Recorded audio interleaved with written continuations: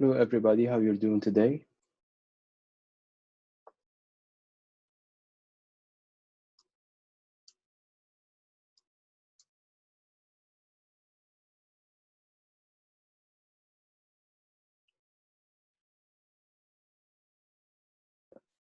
Can you hear me clearly?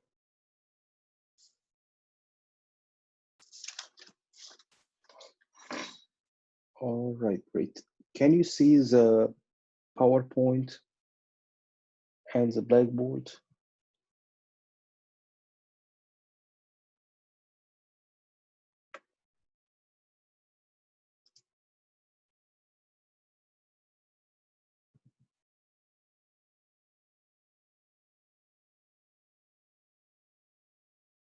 All right, great.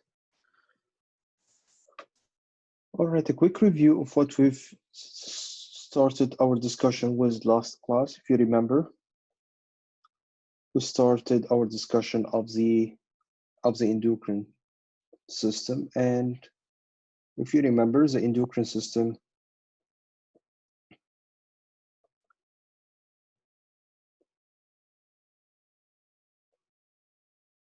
is going to be a control center in which I have glands that will be releasing their messages to the effector organs, and the messages here are going to be in the form of chemicals that are traveling through the blood, and we call those chemicals, those are my hormones. The first gland that we discussed last class was the pituitary gland, and if you remember, the pituitary gland did have two compartments, the anterior pituitary gland and the posterior pituitary gland. And if you remember, this gland is pending down from the hypothalamus.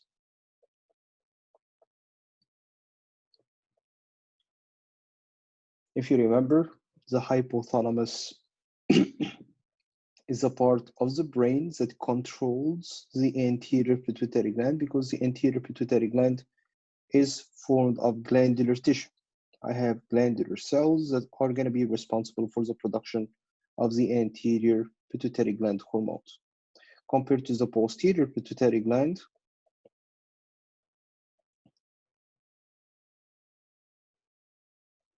it serves just as a pouch for the nerve cells coming down from the hypothalamus to secrete and release their hormones, and for their hormones to be stored. If you remember, we call the anterior pituitary gland another name. It's the adenohypophysis. If you remember, also the posterior pituitary gland did have another name, which is the neurohypophysis. If you remember, why do we call it adeno? Adeno means I'm a gland, and neuro means I am formed of nerve cells. If you remember, we did discuss few of the hormones that were released from the anterior pituitary gland and posterior pituitary gland. The first hormones that we were releasing from the anterior pituitary gland, it was my growth hormone. And if you remember, growth hormone is mainly going to be enhancing the growth of the bones, of skeletal muscles. It affects other tissues as well, but those are the main organs that will be affected by growth hormone. Another hormone that we've seen released from the anterior pituitary gland was a hormone that stimulates the thyroid gland.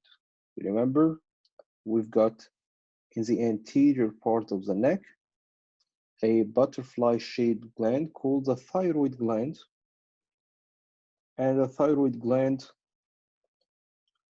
is stimulated by a hormone released from the anterior pituitary gland.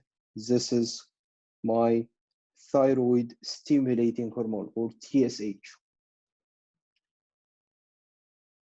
We've seen another hormone that got released from the anterior pituitary gland, and this was my ACTH, or adrenal corticotropic hormone.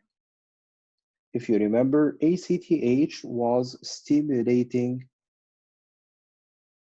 part of the pyramidal-shaped gland located above the kidney, the adrenal gland. And if you remember, the adrenal gland was formed of two main compartments. An outer part, this is called the adrenal cortex, and an inner part, this is the adrenal medulla. The adrenocorticotropic hormone is the one that will be stimulating the outer part of the adrenal cortex. That's why it's called adrenocortico, the cortex of the adrenal medulla. See another hormone that got released from the anterior pituitary gland, and this is actually a set of hormones. We call those hormones that will be affecting the gonads. Those are the gonadotropins or tropins. They are stimulating the gonads. And what were the gonads, if you remember? Those are the sex organs responsible for the production of the sex cells, sperms in males and eggs in females. So the gonads that will be stimulated, those are the testes in males and the ovaries in females. We've got two different gonadotropins. First one is the follicle stimulating hormone. The follicle stimulating hormone is going to be stimulating the testes in males to produce sperms. And the follicle stimulating hormone is going to be stimulating the ovary to release and form the eggs. The other gonadotropin hormone was the luteinizing hormone, or LH. LH serves to stimulate the gonads in males and in females. LH is going to be responsible to induce the gonads to produce the sex hormones. For males, this is going to be the androgen. This includes the testosterone, which is one of the most potent androgens, and in females, it induces the ovary to produce the estrogen and progesterone, or the female sex hormones. Another hormone that we've seen released from the anterior pituitary gland, this was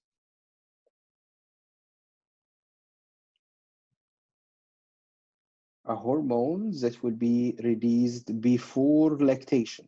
So we called it prolactin. And if you remember, the main function of the prolactin was to induce the mammary glands in the breast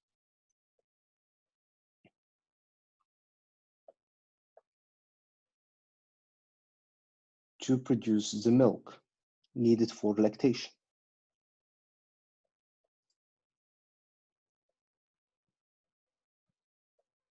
So I'm engorging, I'm filling the glands with milk. And this explains why we're going to have prolactin rise towards the late pregnancy.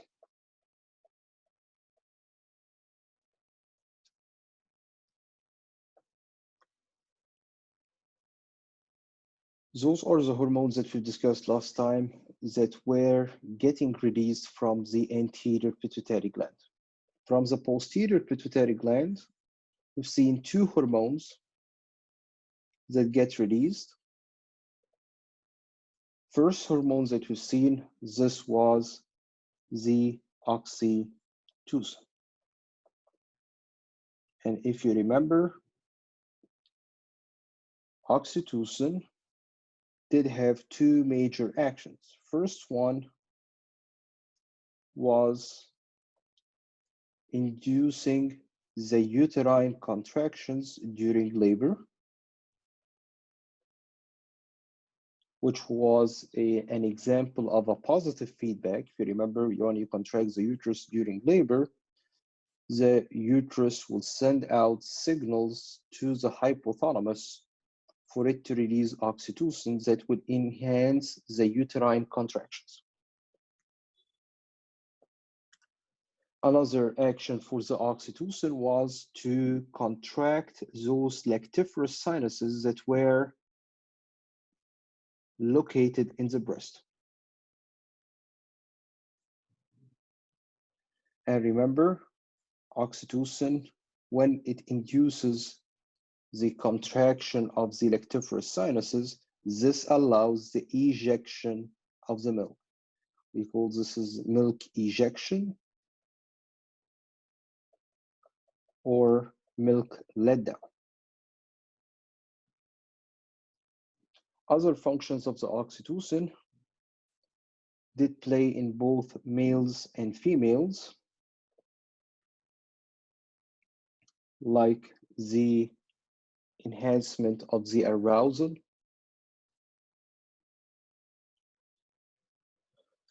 the second hormones that we've seen produced from the hypothalamus and getting released from the posterior pituitary gland, this was the anti-diuretic hormone or ADH.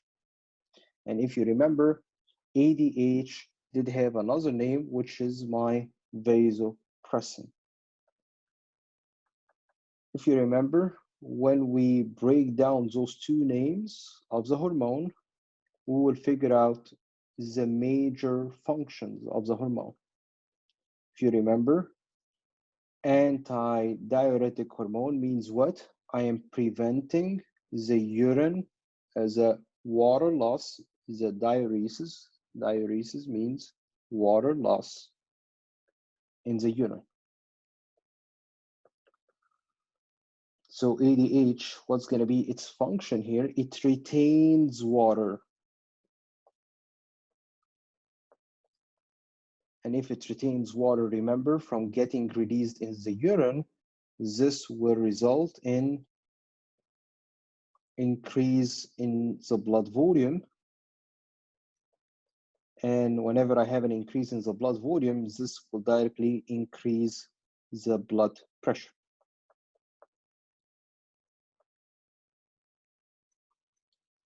The other name for ADH was vasopressin, and what did we understand here from the other name is that it puts pressure on the blood vessels.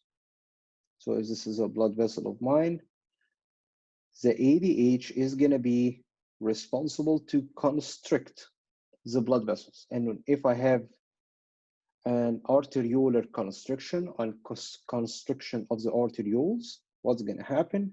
This increases the resistance against the blood. And if you have an increase in the resistance, this also will cause an increase in the blood pressure.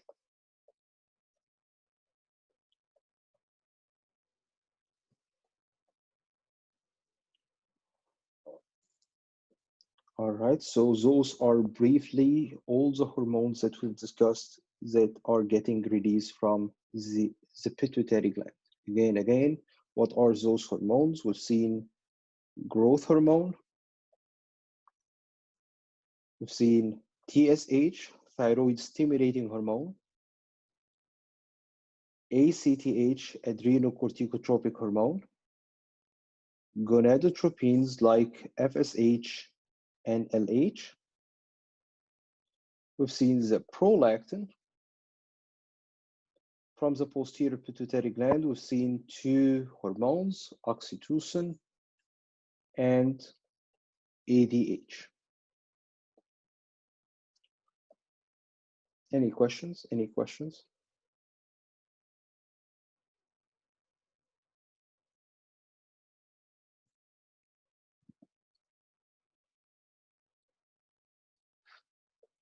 All right, great. So today we are starting our discussion of another gland, and this gland is going to be the thyroid gland. And thyroid gland is this butterfly-shaped gland located anterior to the trachea. As you see on here, this is the trachea. This is the larynx above it. It's normally impalpable. So if you try to touch your thyroid gland, you will not feel it unless it's enlarged. All right? Normally, the thyroid gland is not palpable. If I have a cut section of the thyroid gland and I'm looking at the thyroid gland under the microscope, what would I see? I will see follicles, which are filled with a colloid substance, this pink substance on here, filling the follicles.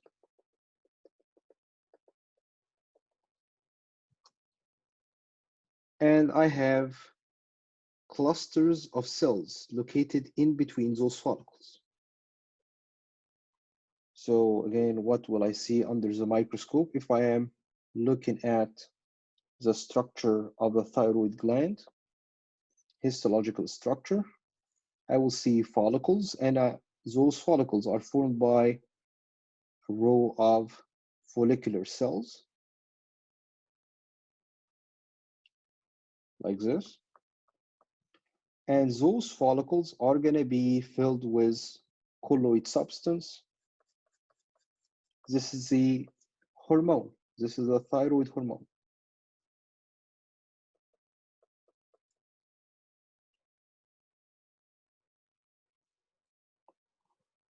We call those cells that will share in the formation of the follicles, those are my follicular cells. And I have clusters of cells located between the follicles. Those are not follicular cells, but they are close to the follicles. So we call something close to or nearby something, it's para. So we're going to call those clusters of cells my parafollicular cells. So again, histological picture of the thyroid gland, we're going to see follicles formed by the follicular cells, and those follicles are going to contain this colloid substance. We call those are my thyroid follicles, and those cells here forming the follicles are my follicular cells. I have clusters of cells that are kept between the follicles. Those are called my parafollicular cells. The follicular cells are the ones that will be responsible for the release of the thyroid hormone. And we have two different types of thyroid hormones. One is more potent than the other. Those are T3 and T4. Thyroxine is T4, and triiodothyronine is going to be T3.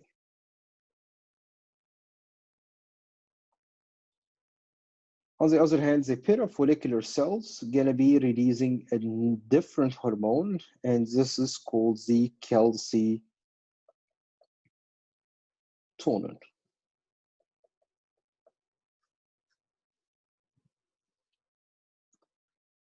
What are the main functions of the T3 and T4? Those are two of the most important hormones that are required to carry on the major metabolic activities. All the metabolic activities are going to be enhanced by one way or another by the thyroid hormones. They are going to be responsible to increase the metabolic rate and to produce heat. So if a person has hypersecretion of the thyroid hormones, he will have heat intolerance. I can't tolerate a hot weather. Why? Because those hormones gonna be causing the release of heat. All right, you're gonna learn the details on how the thyroid hormones are gonna be increasing the heat production in the body when you are discussing the metabolism later on in AP2 if you're taking AP2. T3 and T4 will be playing a major role in maintaining a normal blood pressure, maintaining tissue growth, like the skeletal and the nervous systems, and also are going to be playing a major role in maintaining normal reproductive capabilities. So if a baby is born with low thyroid hormone,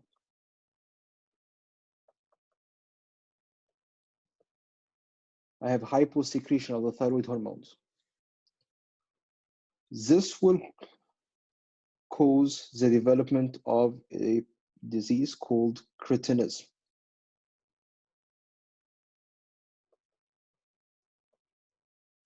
So if I'm telling you that the thyroid hormone is needed for normal growth of the skeleton and skeletal muscles, as well as normal brain development. So what's going to be the symptoms here for cretinism? So this person will have, or this child will have short stature,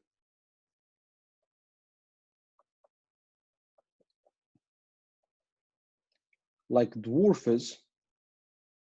Remember, if a person had hyposecretion of the growth hormone in earlier age, he will have short stature as well, so like dwarfism. But other than having short stature like dwarfism, patients with cretinism will also have mental retardation. Again, why? Because of the altered development of the nervous system. Also, he will have infertility because of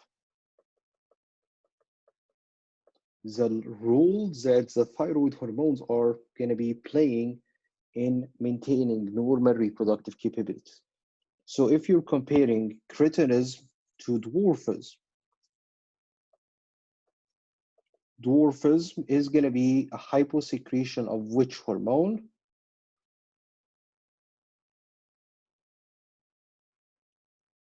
I'm waiting for an answer here. What do you think? Dwarfism is hyposecretion of which hormone? Growth hormone. Cretinism is going to be due to the hyposecretion of which hormone?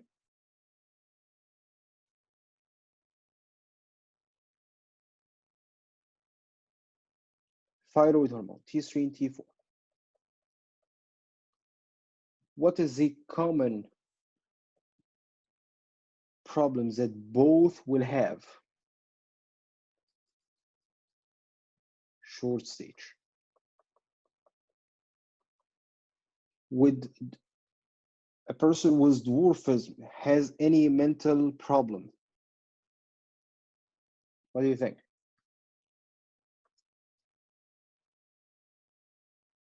Any mental problem? Any mental problem?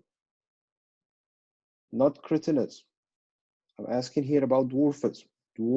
Cretinism, yes, I have mental retardation. But with dwarfism, do I have any mental problem? No. Any reproductive dysfunction with dwarfism? No.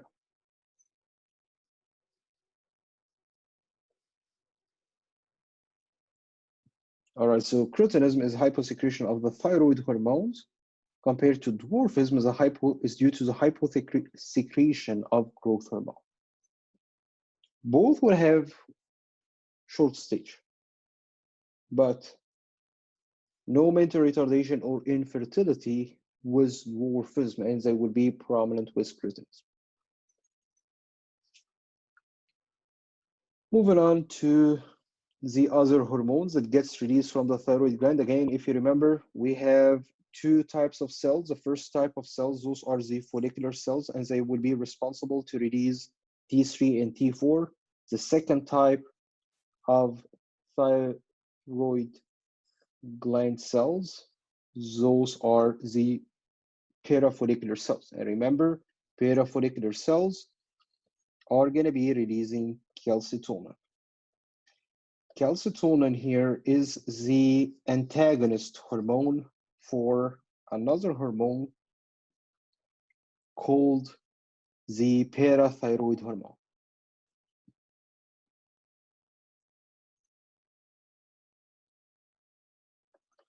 It doesn't have much of a great effect in humans. It plays a greater role in other species, but it's still gonna have some effect.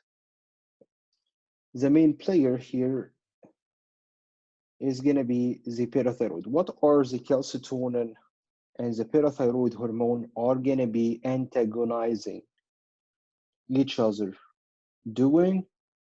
One is gonna be increasing the blood calcium levels,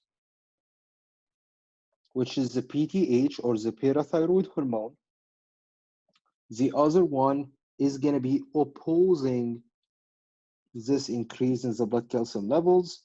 It's going to be reducing the blood calcium levels. So how calcitonin is going to be reducing the blood calcium level? Simply speaking, here, if this is the calcium in the blood, I want to reduce the amount of calcium in the blood. So calcitonin is simply going to be inducing the type of bone cells that are going to be building up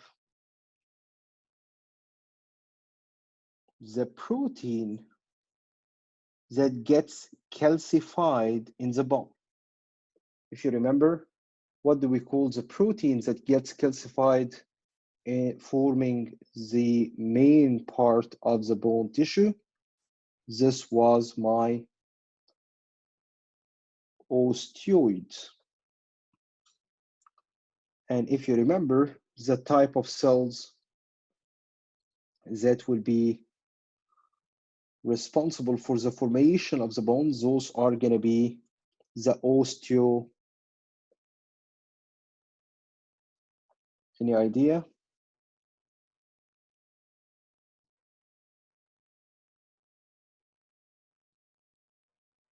Bone forming cells.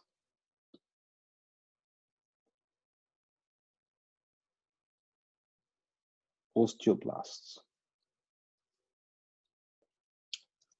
And if you remember back when we studied the regulation of the bone production, we've seen some bone-eating cells. Those were called the osteoclasts. So the action here is so simple for the calcitonin. If you want to reduce the blood calcium, you need to inhibit which one, osteoclast or osteoblasts? Would you like to inhibit the ones that will be producing one, or the ones that will be breaking down the bone? Which one? Which one do you want to inhibit? If you want to reduce the blood calcium levels, you want to inhibit the ones that will be breaking down the bone. You don't want to have breakdown of the bone. Why? Because if you break down the bone, what's going to happen? You're going to be releasing the calcium from the bone to the blood. So this will increase the blood calcium level. And this is the opposite of what I'm trying to do. I'm trying to reduce the blood calcium levels. So I will be inhibiting the osteoclasts, the bone-eating cells. And I will be stimulating a little the bone formation. And as you form this protein by the osteoblast, more calcium is going to be deposited in the bone, This will allow you to move the calcium from the blood to your bone, reducing your blood calcium levels.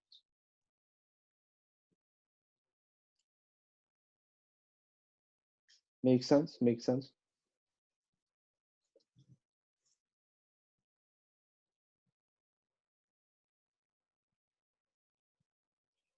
All right, so moving on to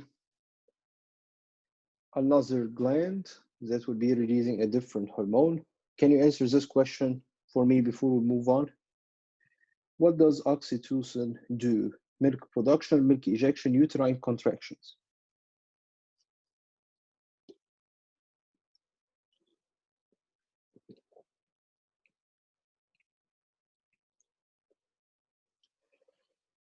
Milk ejection, right?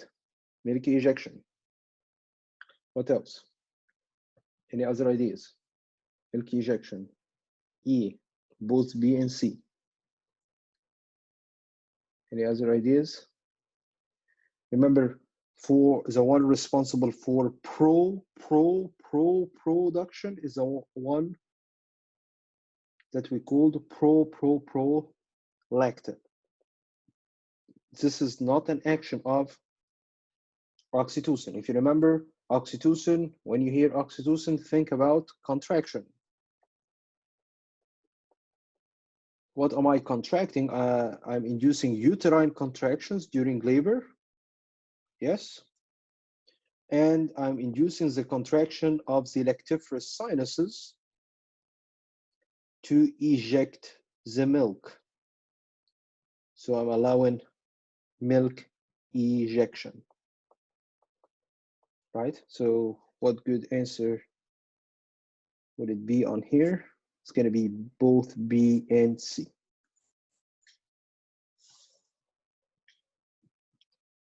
Easy, easy.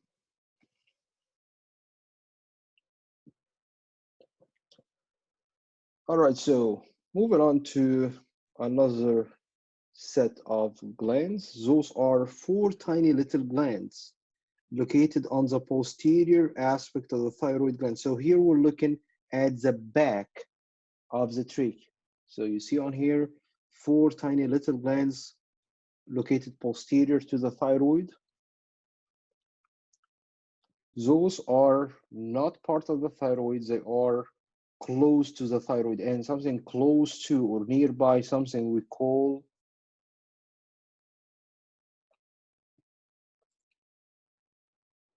parathyroid gland.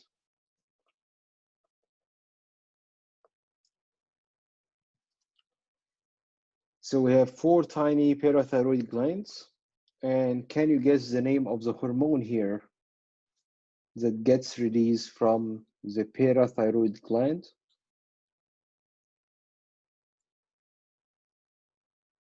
Can you guess the name here of the hormone that gets released from the parathyroid gland? Something that you can't expect. It's called the parathyroid hormone.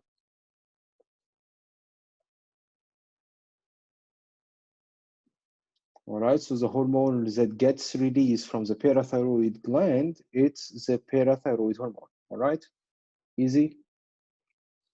Or what we abbreviate as PTH, parathyroid hormone. All right, PTH or parathyroid hormone. So what did we just mention about PTH? It is the antagonist hormone to the oxytocin. What was the main action here of the PTH? Was to increase the blood calcium levels.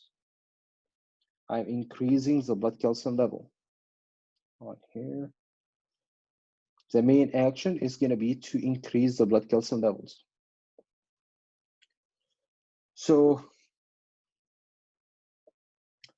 how would the PTH increase the blood calcium levels? It acts on 3 different target organs. First target organ is something that we've discussed back in the bone when we discussed the skeletal system. if you remember.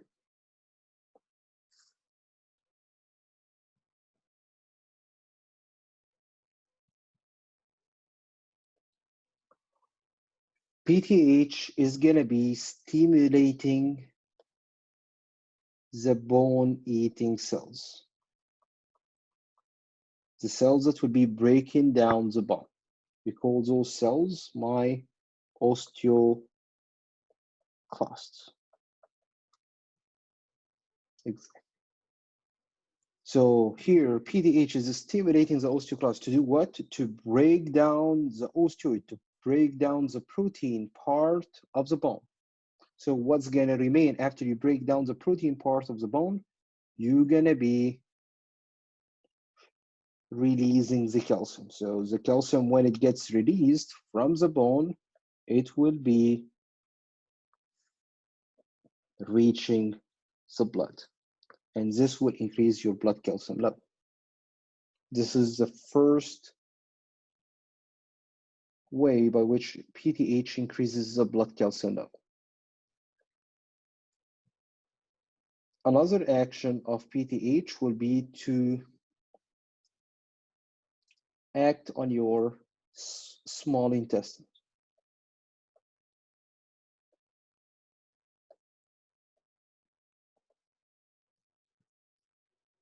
You are drinking milk, for example, and in the milk that you're drinking, you're gonna have calcium. And you do have low blood calcium levels. That's why you did release PTH in the first place. So what induced actually the PTH release is that you already have low calcium in the blood. So you want now to increase the calcium level. So if I am eating something that contains calcium or drinking something that contains calcium, I need to allow this calcium to get absorbed from the small intestinal lumen into my blood for me to increase the blood calcium levels. So if you remember, in order for you to allow the absorption of the calcium to take place, you need to have a very essential vitamin for this action to take place is vitamin D. So PTH is going to be allowing calcium absorption in your small intestine by activating vitamin D. Once the vitamin D gets activated, you would be able to allow the calcium absorption to take place, and this will increase your blood calcium levels. So I allowed the absorption of the calcium from my small intestine. I did break down my bones to release the calcium from the bones to my blood. A third action by which the PTH is going to be increasing the blood calcium levels is going to be by acting on the kidney. The functional unit of the kidney is called the nephron, and this is how it looks like. All right, in a simplistic way.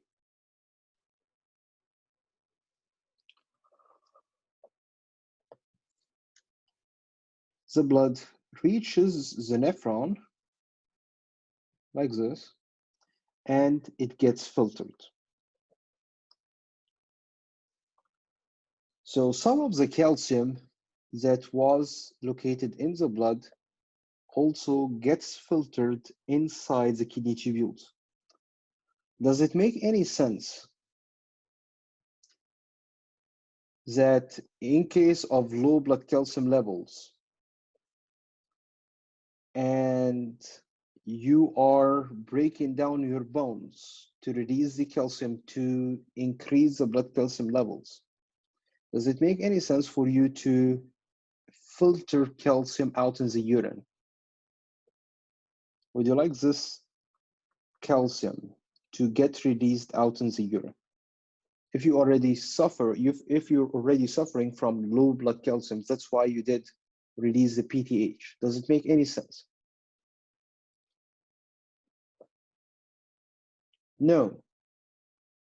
So I don't want to have this calcium released out in the urine. So what will I do to not allow this to take place? PTH here gonna act to stimulate the cells within the kidney tubules to absorb this calcium back from the urine, or what will become what will become the urine, which is we call the filtrate, to be absorbed from the filtrate back to my blood, and this will increase my blood calcium levels. So three main actions here for PTH. First one is by increasing the bone breakdown, by stimulating the osteoclasts. We call this mechanism of action, it's called bone resorption. Second way by which PTH is going to be increasing the blood calcium level is by activating vitamin D, which is essential to allow normal absorption of the calcium from the intestine. So here's the second mode of action by which PTH increases the blood calcium levels is by increasing the intestinal absorption. A third way by which PTH increases the blood calcium level is by enhancing the reuptake of the calcium back from the urine to the blood. We call this as a reabsorption. So three main actions of PTH that we're looking at today: bone breakdown, bone resorption, intestinal absorption, and renal reabsorption. So three actions of the PTH, those are resorption, absorption, and reabsorption.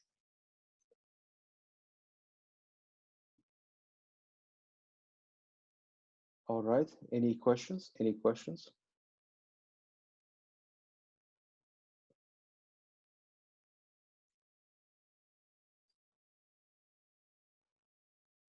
All right, so again, three main actions of PTH by which it increases the blood calcium levels. Those are stimulation of the osteoclasts, digesting the bone matrix and releasing the calcium out in the blood, enhancing the calcium reabsorption by stimulating the tubular cells, the kidney tubular cells, to allow it back to the blood. Also, it promotes the activation of vitamin D, and this will result in allowing the calcium to be absorbed from the small intestine to the blood. Those three different ways by which PTH is going to be increasing the blood calcium levels. Moving on to another gland that we're looking at today. This is going to be a pyramidal shaped gland located above the kidney. We call it either suprarenal,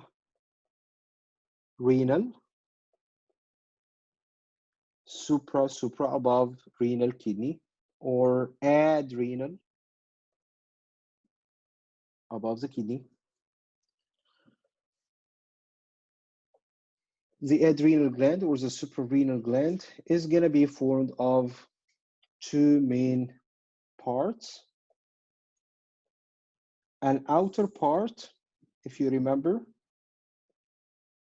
this was stimulated by the ACTH, Adrenocorticotropic hormone, which was a hormone released from the anterior pituitary gland. And The internal part of the adrenal glands, this was the adrenal medulla, and this one gets activated by the nervous system, a special part of the nervous system. It's the sympathetic nervous system.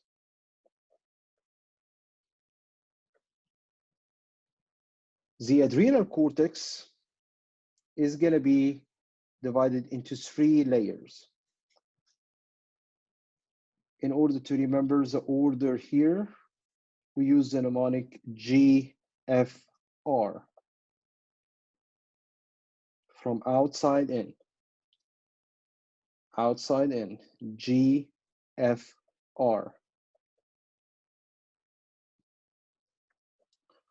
Zona glomerulosa,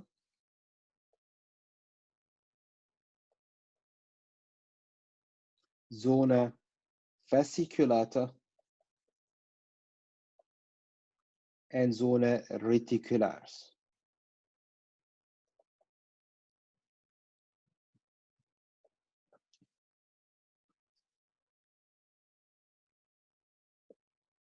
From outside in again, zona glomerulosa, zona fasciculata, and zona reticularis. From the zona glomerulosa, we're going to be releasing a set of hormones called the mineralocorticoids, and the mineralocorticoid, which is the most prominent of this group of hormones, is called the aldosterone.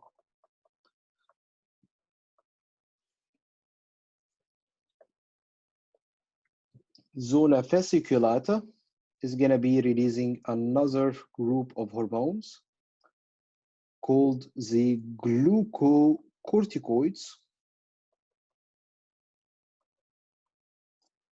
Those are like the cortisol, cortisone, and corticosterone.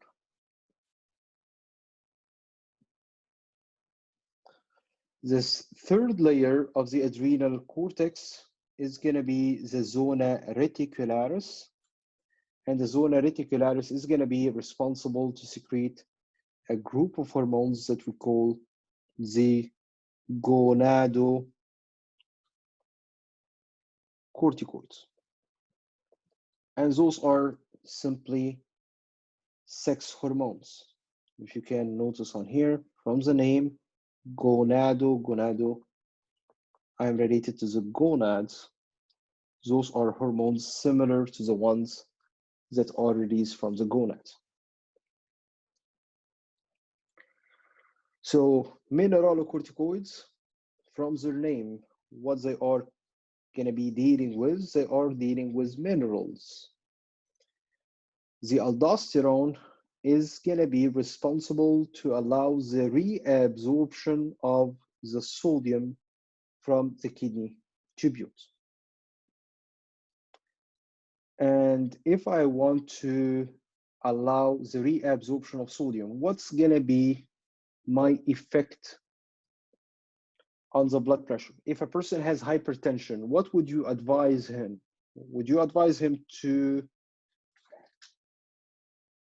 eat less or more sodium and salts? Less salts, right? Because if you eat more sodium, what's going to happen? Sodium is going to be putting water. So if I am retaining sodium, the water also going to be retained. And if I'm retaining water in my blood vessels, what's going to happen to my blood volume?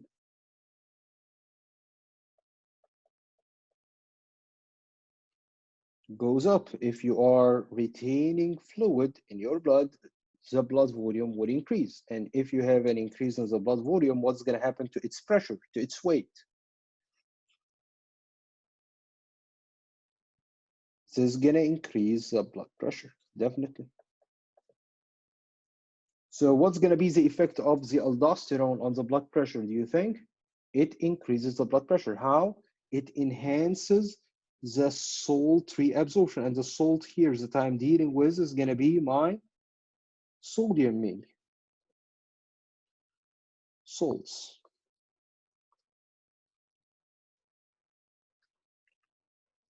Next layer in the adrenal cortex is my zona fasciculata. And the zona fasciculata is going to be releasing the glucocorticoids. And from the name here, so we understand glucocorticoids. We understand corticoids. They are called corticoids because they are produced from the cortex. But why do you think? What do you think am I dealing with in here? If I am calling them gluco,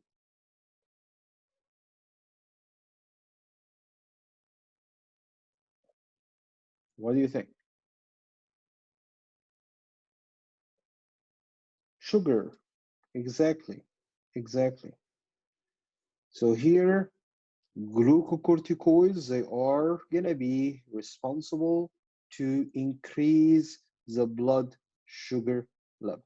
So here, salts will increase blood pressure.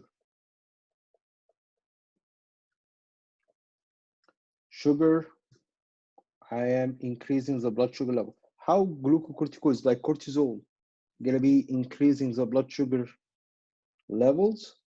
By enhancing the breakdown of everything. So cortisol was going to be its mode of action by which it increases the blood sugar levels. Cortisol is simply going to be breaking down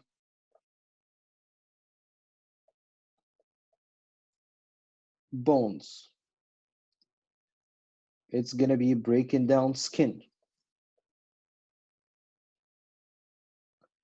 It's going to be breaking down the muscles.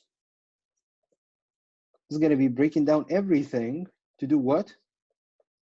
To increase blood sugar level.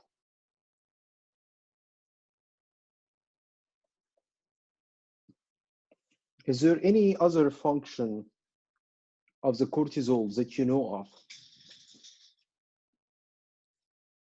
Did you go ever before to the pharmacy to buy cortisol ointment, for example? What do you get cortisol for?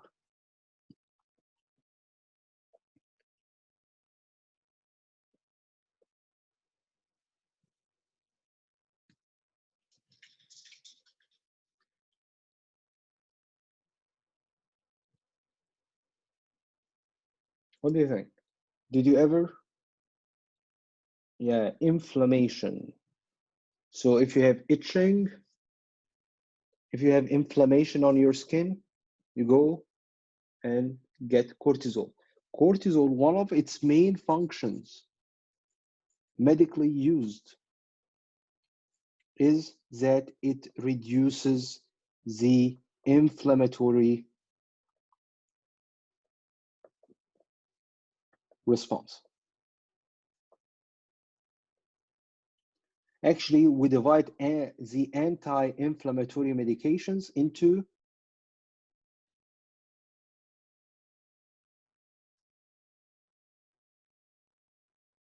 two major groups, which are, do you have an idea? Non-steroidal anti-inflammatory drugs, NSAIDs, like Advil, and cortisol is not a non-steroid. This is a steroidal hormone. This is steroid anti-inflammatory drug. So Advil falls on here. NSAID, aspirin, NSAID, Tylenol, NSAID.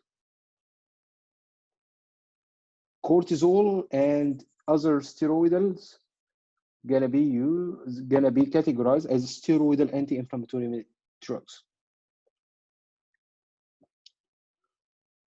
All right. So first action of the glucocorticoids will be that they are increasing the blood sugar levels. And that's why you'll see patients who are under corticosteroid or cortisol treatment for long years. They will have weight gain. They also will be developing diabetes because of the blood sugar effect of the cortisol. So cortisol increases the blood sugar levels. It's also going to be reducing inflammation. A third action of cortisol and the other glucocorticoids will be that they induce the constriction of the blood vessels. And remember, if I constrict the blood vessels, what's going to happen to the blood pressure as a result? Blood pressure goes up. So three main actions of cortisol and the other glucocorticoids. Those are what we call the stress hormones. So remember, in case of stress, what do you want to have? You want to increase your blood sugar levels. You need to supply your muscles with sugar in order for them to keep contracting in case of stress. You also want to deliver more blood to your tissues. So you're going to need to increase your blood pressure.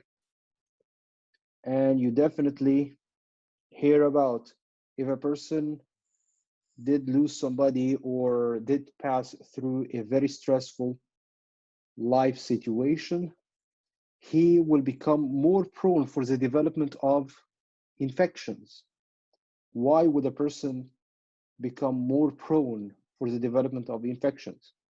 Because during stress, what hormone am I releasing again is cortisol. And one of the functions of cortisol will be to reduce inflammation.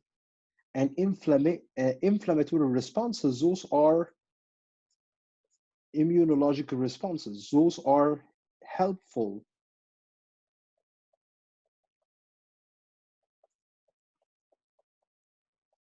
in getting rid of the infections. That's why who is more vulnerable to develop infections?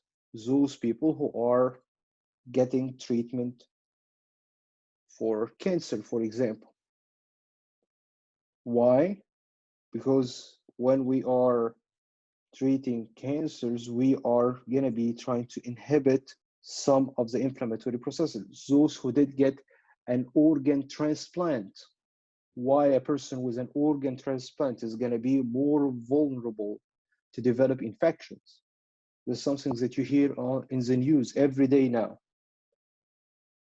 Why? Because we give him corticosteroids in order to suppress his immunological responses, in order to suppress his inflammatory responses, for him to not reject the transplanted organs.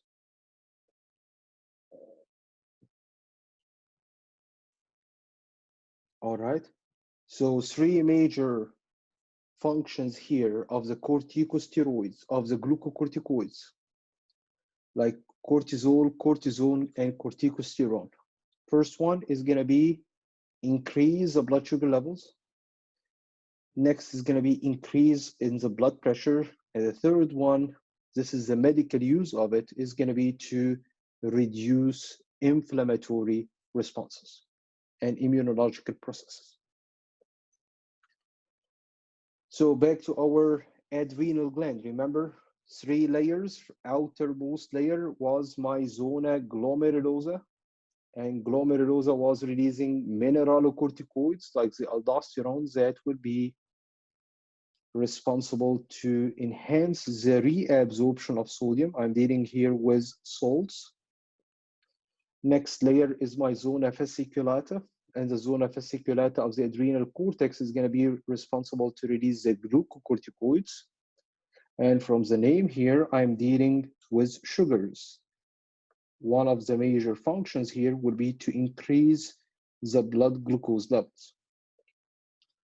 Third layer of the adrenal cortex is going to be my zona reticularis, and the zona reticularis is going to be responsible to release gonadocorticoids. And the gonadocorticoids, those are sex hormones. Mostly are androgens, mostly are male sex hormones that will be converted to either more potent form, testosterone in males, or they will be transformed into estrogens in females. So the adrenal cortex is going to be releasing mainly a male sex hormone that will be converted into either a more potent male sex hormone or a female sex hormone. All right, this is a peripheral conversion. This conversion is taking place outside of the gland. One of the functions here of those sex hormones that we're going to be releasing from the adrenal cortex is going to be that they contribute in the onset of puberty.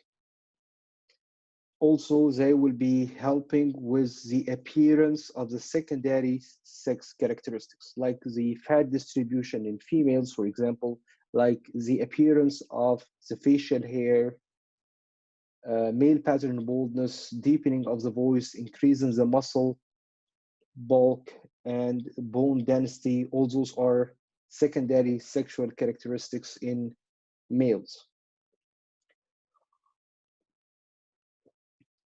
Also, it plays a role with the sex drive.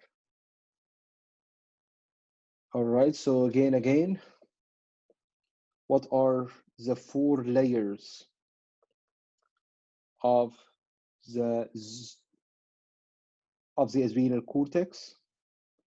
We got from outside in, zona glomerulosa, G, fasciculata, and the third layer is reticularis. Which one is releasing which hormones? Again, outer layer is dealing with salts. So it's my mineralocorticoids. Next layer is dealing with sugars, glucocorticoids. And the third layer is going to be dealing with sex hormones. So it's going to be gonadocorticoids. So an easy way to remember which layer is releasing which hormones to not get confused. Remember the mnemonic that says, the deeper you go, the sweeter it gets. All right, so you know GFR from outside in. And as you are moving in, so the deeper you go, the sweeter it gets. So here, salts out, then sugar, then the sex hormone on the inside. This is just to remind you of which hormones are released from which layer of the gland. All right, makes sense?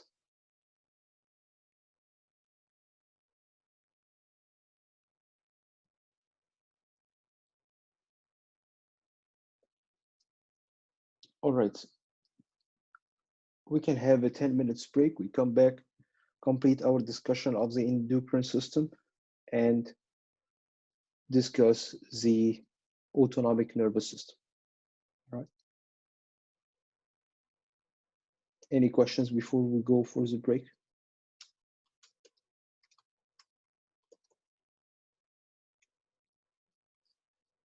All right, Grace. We'll see you in 10.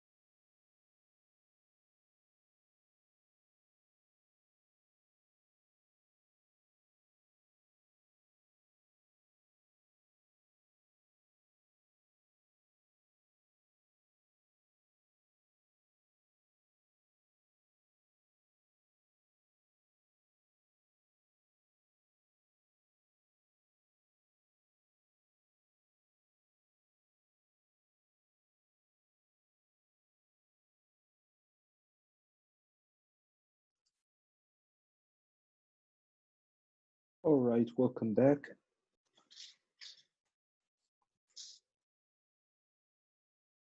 Can you hear me clearly?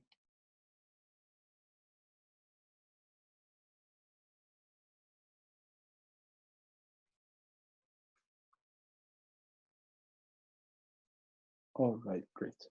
So we were discussing the different parts of the adrenal gland before break. If you remember, the outermost layer of the adrenal glands, this was the adrenal cortex. And we divided the cortex into 3 zones from outside in: zona glomerulosa, fasciculata, and then zona reticularis. Glomerulosa is going to be releasing the mineralocorticoids. Fasciculata is going to be releasing the glucocorticoids, and the zona reticularis is going to be releasing the gonadocorticoids.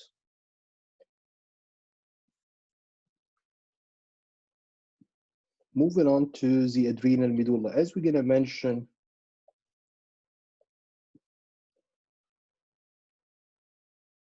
in the next chapter that we're going to be discussing, this that the autonomic nervous system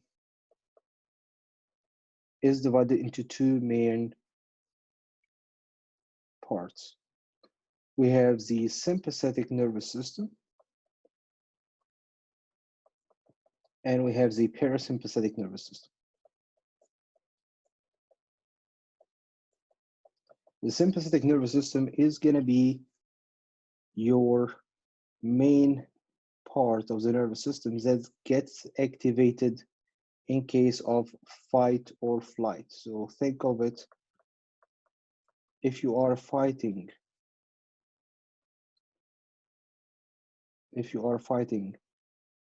what's going to happen to your body? So what's going to happen, for example, to your heart rate?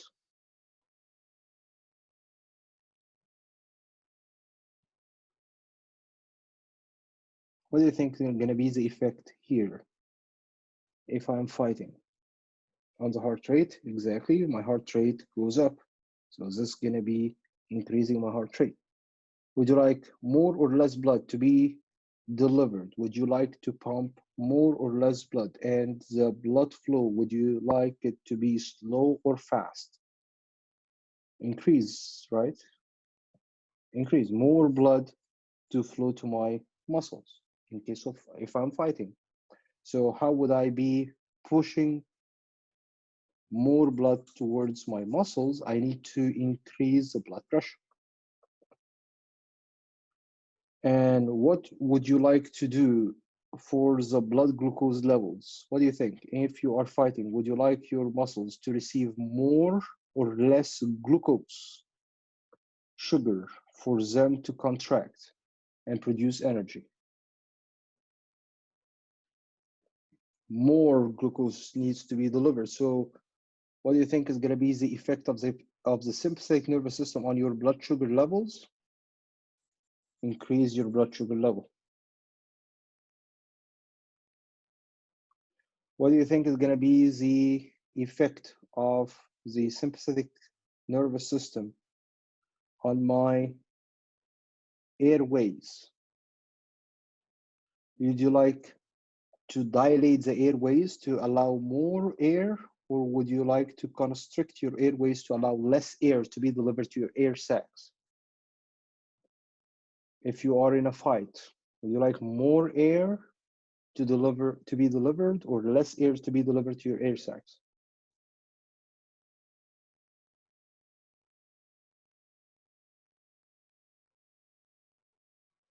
More air, right? So more air delivered, and this is going to be taking place by performing bronchodilation. So the sympathetic nervous system is going to be dilating my airways to allow more air to get delivered to the air sacs, for this air then to be conducted to my organs that will need more oxygen to carry on their metabolic activities.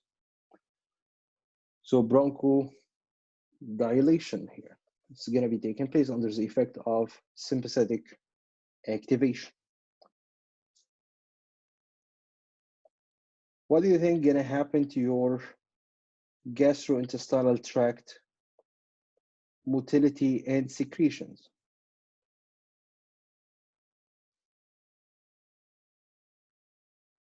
So this is my stomach, this is my small intestine, this is a large intestine on here. This is the rectum, anal canal, and anus. So would you like more or less motility and secretions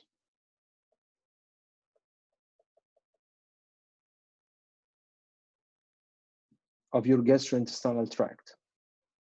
What do you think?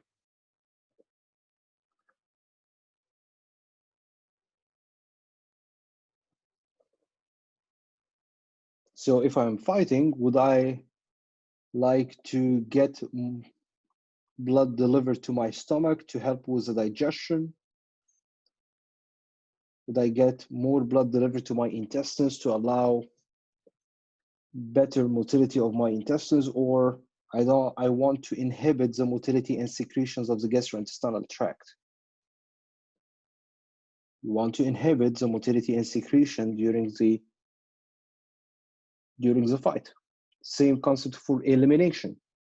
So would you like to activate the rectum to allow defecation to take place? Would you like to increase the motility of the urinary bladder to allow micturition to take place? So if you are in a fight, you're activating your sympathetic nervous system. Would you tell the persons that you're fighting with, just give me 1 second, I will go to the restroom and then I will come back to you? Or if you find an alligator in your backyard, would you go to the restroom first and then run later? All right, so in case of fight or flight, what happens to the motility and secretions here of the gastrointestinal tract? What happens to the elimination? Both micturition and defecation, both are gonna be inhibited by the sympathetic nervous system. Sympathetic nervous system is acting how? By, like any other part of the nervous system, it acts by sending electrical messages, action potentials that will be sent to those organs, and according to the signals they receive, they will be responding. So if I am getting a signal delivered from the sympathetic nervous system to my bronchi will dilate. If I'm getting an electrical signal from the sympathetic nervous system delivered to my blood vessels will constrict to increase my blood pressure. If I'm getting an electrical signal from the sympathetic nervous system sent to my heart, so my heart will be beating faster, increasing my heart rate. If I get an electrical signal from the sympathetic nervous system to my gastrointestinal tract, I will be reducing the motility, I will be reducing secretions of the gastrointestinal tract. If I'm getting sympathetic signal from delivered to the rectum, to the urinary bladder, what's going to be the response of the rectum? What's going to be the response of the urinary bladder? They will relax. They will not contract. They will not allow the defecation and micturition to take place. So you see on here, I'm sending out those electrical signals to the different organs. But have you ever had a fight and after you stop fighting, you will find that your heart is still beating fast? Did this ever happen to you?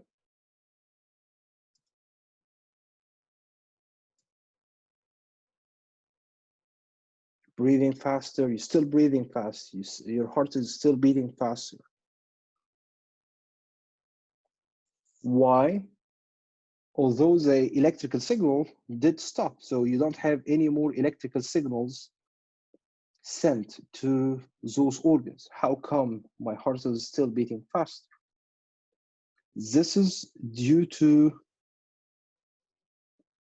the activation of this part of the adrenal gland. You see on here, the internal part of the adrenal gland, what we call the adrenal medulla, it's innervated by the sympathetic nervous system. So once you activate the sympathetic nervous system will send its electrical impulse and will stimulate the adrenal medulla to release two hormones on here. Those are my epinephrine.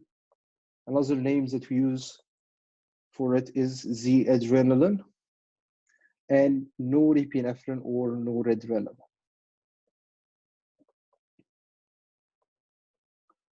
What's the function of the epinephrine and norepinephrine? It is so simple to do the same action as the sympathetic nervous system. It's gonna be enhancing the effect of the sympathetic nervous system. If you remember, what was the difference between the endocrine system and the nervous system? Endocrine system is faster, but the nervous system is faster, but the endocrine system is gonna have a more prolonged action. So the hormones will not disappear immediately from your circulation. They will still have an effect until they get broken down. So it takes a while for me to get rid of the effect of the hormones compared to the electrical signal. Once I stop sending them, I won't have any further effect. So what's going to be the function here of the epinephrine and norepinephrine that will be released from the adrenal medulla is simply to boost the sympathetic activity. They will be increasing your blood sugar levels. They will be constricting your blood vessels. And again, if you remember, the blood vessels, when they constrict, this is gonna cause an increase in the blood pressure.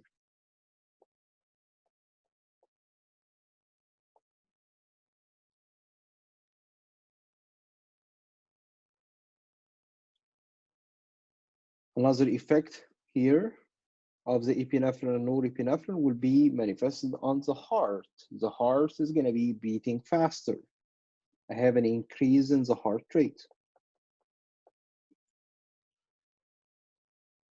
Remember, you don't want the blood to go to less important organs. You want the blood, rather than to be directed towards your gastrointestinal tract, you want this blood to be diverted to reach more important organs in case of fight. Those gonna be your brain, heart, and your skeletal muscles. So you see on here, remember that epinephrine and norepinephrine are the two hormones released from the adrenal medulla, and those two hormones are going to be released under the effect of the sympathetic nervous system. So the sympathetic is simply enhancing its own activity by releasing those hormones, which will be mediating the same actions as the sympathetic.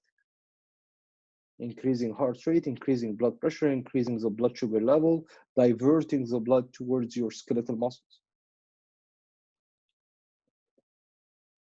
Make sense? Make sense?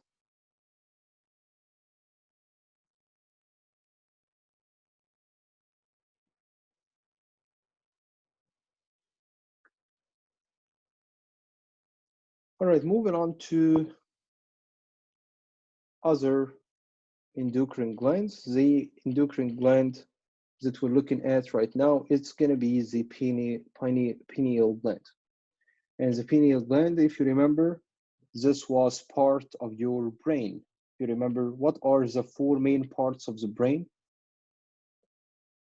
What are the four main parts of the brain?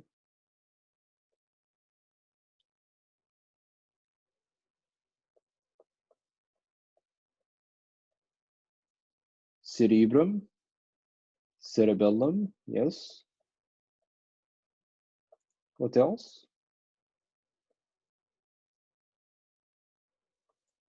Diencephalon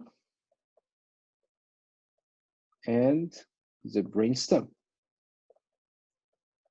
And in the brainstem, if you remember, we did have midbrain, next pons, and finally medulla oblongata. If you remember, what are the different parts of the diencephalon? We did have three main parts in the diencephalon. We did have thalamus, something that was located above the thalamus. We called it epithalamus. And part that was located below the thalamus, this was the hypothalamus. If you remember, epithalamus was divided into two main parts. A part that would be responsible to release the CSF, the cerebrospinal fluid. This was you remember? You answered it.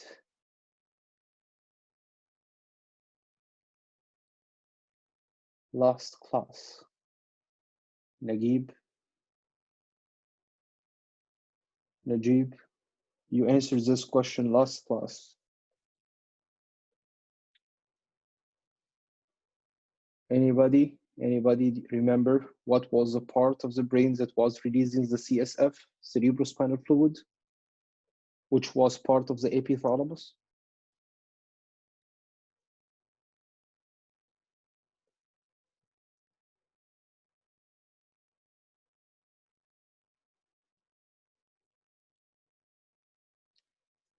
Not the cortex, not the cerebral cortex. Cerebral cortex is part of the cerebrum. It was a tiny little part located above the thalamus as part of the epithalamus. If you remember, we studied a similar name. This was a part of the retina that you're focusing with. What did we call the part of the retina that you focus with? Fovea centralis of the macula lutea, all right? But remember the structure of the eye. We did have the pupil, which is the opening in the iris. And we did have the ciliary body. And we did have the remaining part of the vascular layers that was lining the inside of the sclera. What did we call the part of the vascular layer lining the inside of the sclera as a continuation of the ciliary body? So lens was attached here by the suspensory ligaments to the ciliary body. But what did we call? It's not cholera. It's something closer. Yeah, you're close. You're close.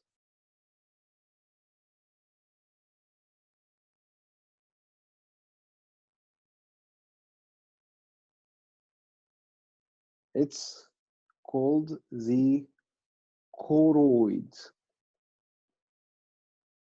And when I did ask you, when did you hear about the choroid before?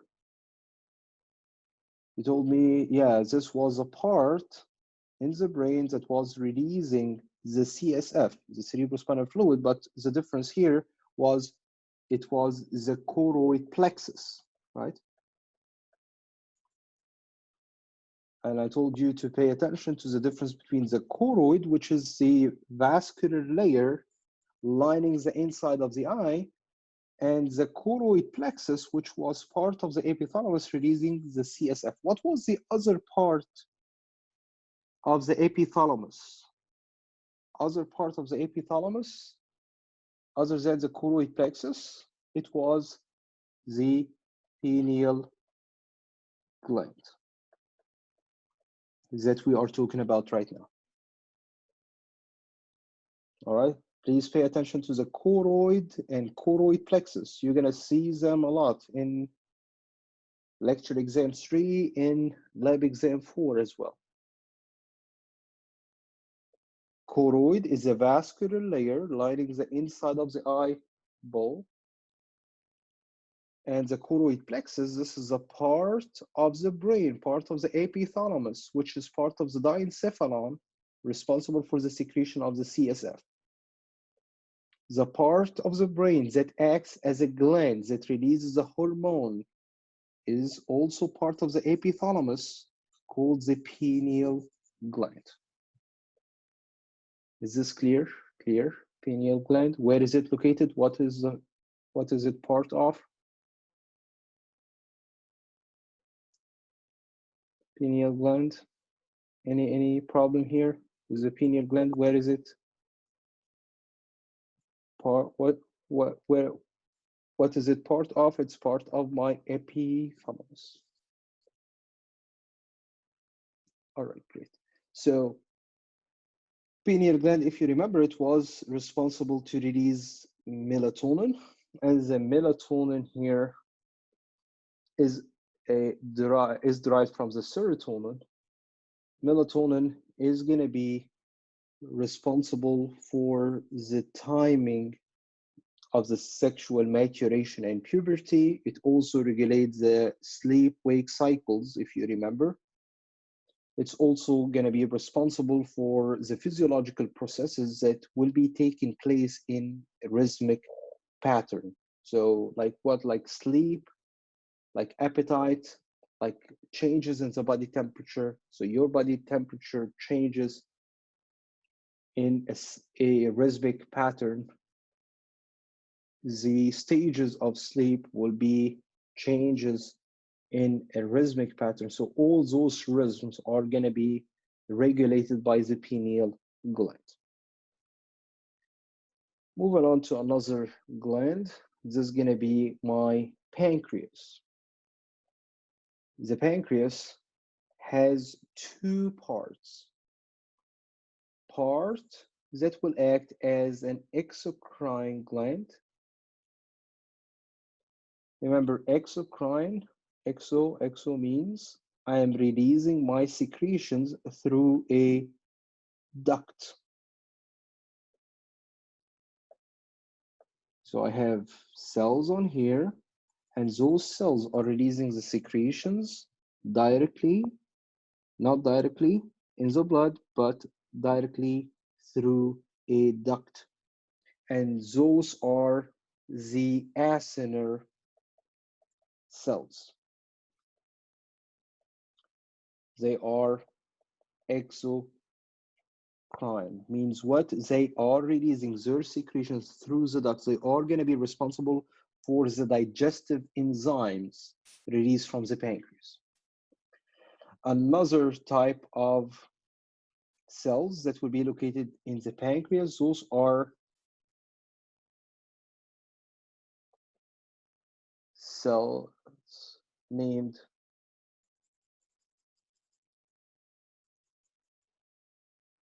like the same, they have the same name like the cells that did act as macrophages, if you remember, back in the skin, in the epidermis of the skin. If you remember, I told you back when we were discussing chapter 5, I will ask you about the name of the macrophages in the skin when we get to chapter 16. And here we go. We are in chapter 16.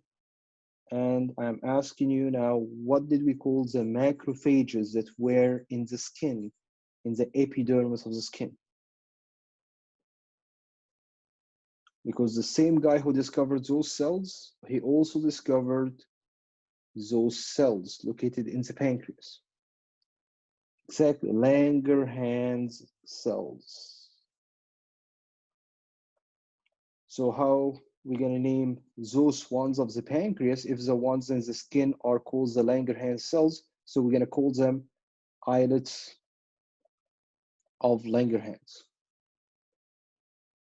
So what are the islets of Langerhans? Those are the clusters of cells located in the pancreas which are not releasing their secretion through a duct. They are releasing their secretions directly in the bloodstream. This is the endocrine part of the pancreas. This is the endocrine part of the pancreas. What are those hormones that will get released from the islets of Langerhans?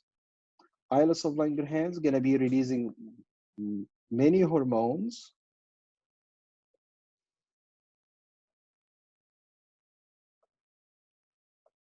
The two most important ones for us, those are gonna be the insulin and the glucagon.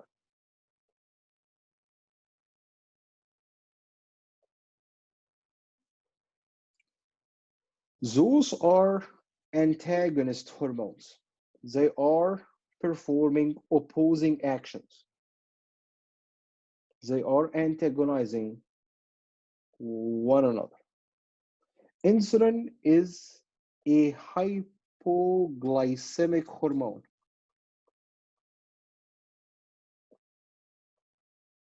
Compared to the glucagon is a hyperglycemic hormone.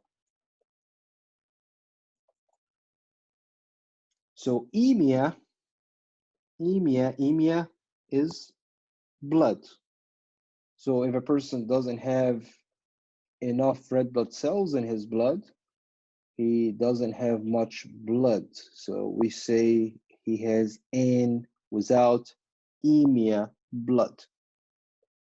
Emia is blood. Glyce, sugar. Hyper means increase. So the glucagon is doing what to the blood sugar? It's gonna be increasing hyperglycemic, increasing the blood sugar levels. Compared to the insulin is doing what? It's a hypoglycemic hormone. What I mean by hypo means it decreases the blood sugar levels.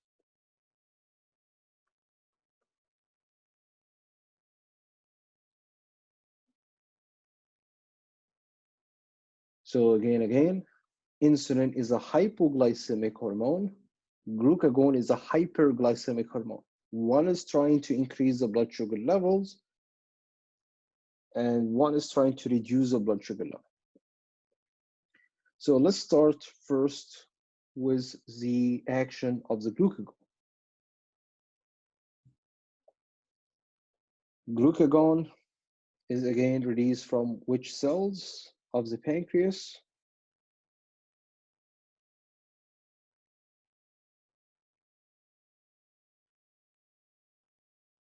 Islets of Langerhans, right? Glucagon is going to be trying to increase the blood sugar levels. It's a hyperglycemic hormone. When would you like to increase the blood sugar level? If it's already high or what? When it's low, you're trying to increase it, right? Makes sense? So when would I have a decrease in the blood sugar levels? If it has been all day long and that it didn't eat anything. So I didn't absorb any glucose. So my blood sugar level is going to be dropping. If I have a drop in the blood sugar level, the pancreas will detect this drop and will start to release the glucagon. Glucagon is mainly acting on one target organ, which is going to be the liver.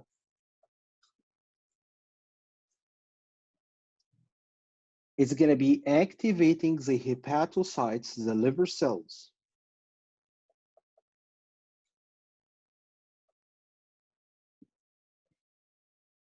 to break down the stored form of the glucose, which is the glycogen. So I'm breaking down the glycogen. The glycogen is simply chains of glucose attached to one another, like this. So the glucagon is going to be stimulating the hepatocytes, the liver cells, to break down the glucagon. We call this process by which you're going to be breaking down to break down the glycogen. The process by which you're going to be breaking down the glycogen to form the glucose for it to be released to the blood. This is my glycogenolysis. Glycogen, I am doing what to the glycogen? I am doing lysis. I'm breaking it down. So glycogen lysis. So we call this process is glycogenolysis. Another action of the glucagon on the liver cells is going to be to transform the fats and proteins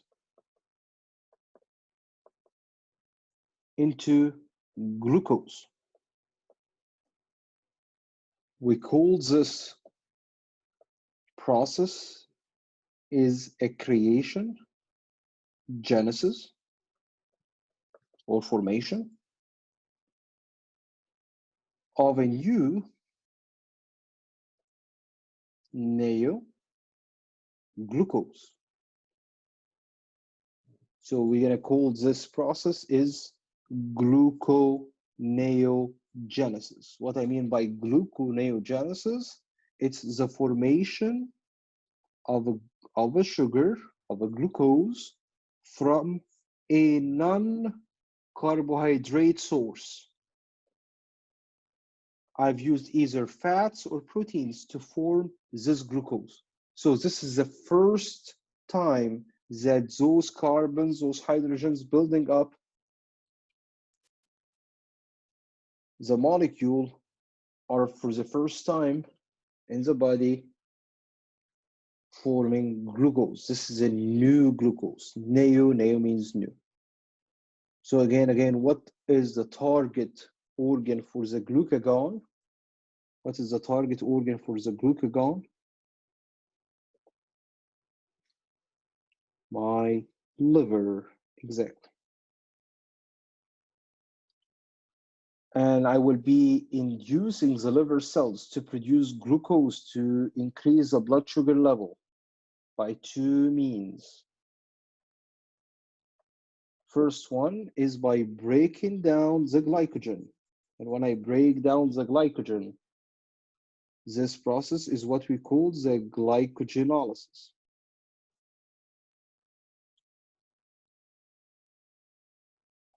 Another way by which you're going to be increasing the blood sugar levels is going to be by transforming fats and proteins into glucose. So this is what we call gluconeogenesis. You're creating new glucose. What I mean by this, that this glucose is coming from a non-carbohydrate source. So I break down my muscles, I break down the stored fat in my adipose tissue cells and transform those fats and proteins into glucose. A third function here of my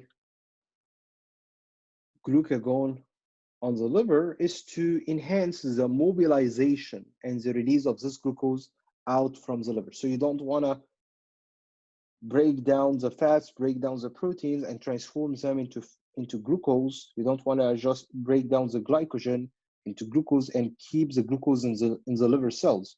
You don't want to keep the glucose in here. You want to release the glucose from the liver to the blood. So the third action here of the glucagon on the liver cells would be to enhance the release of this glucose out of the liver cells into the bloodstream. Moving on to the second hormone that's going to be produced from the islets of Langerhans. Again, we've seen the glucagon, which is a hyperglycemic hormone. The second hormone that will get released in here is going to be my insulin. And the insulin, as we mentioned, it's a hypoglycemic hormone. It's going to be reducing the blood glucose level.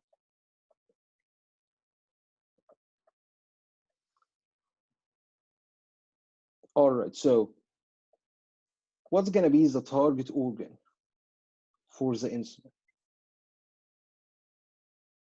What do you think?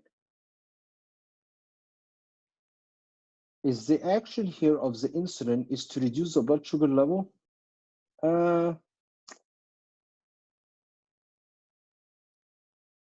Not really.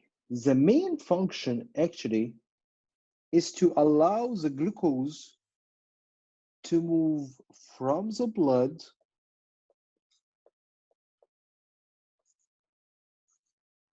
into my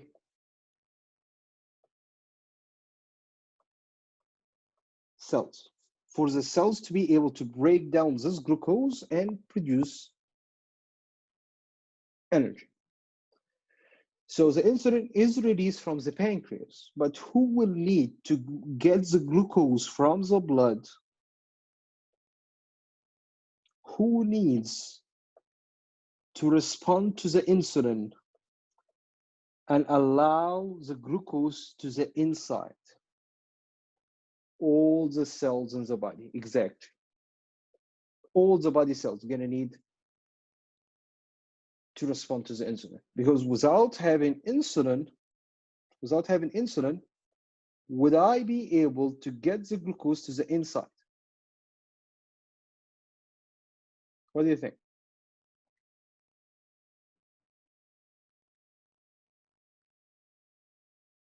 Without insulin, would I be able to get the glucose inside the cells? No, I won't be able to. That's why if a person has deficiency in the insulin release, if I have an autoimmune disease, I have type 1 diabetes, what's going to be my problem if I don't have insulin? My glucose level in the blood is going to be high. This simply means that I did not allow it into my cells. The glucose is not supposed to be kept out in the blood. It's supposed to move to the inside of the cells, either to be stored or to be consumed to release energy for the cells to carry on their metabolic activities.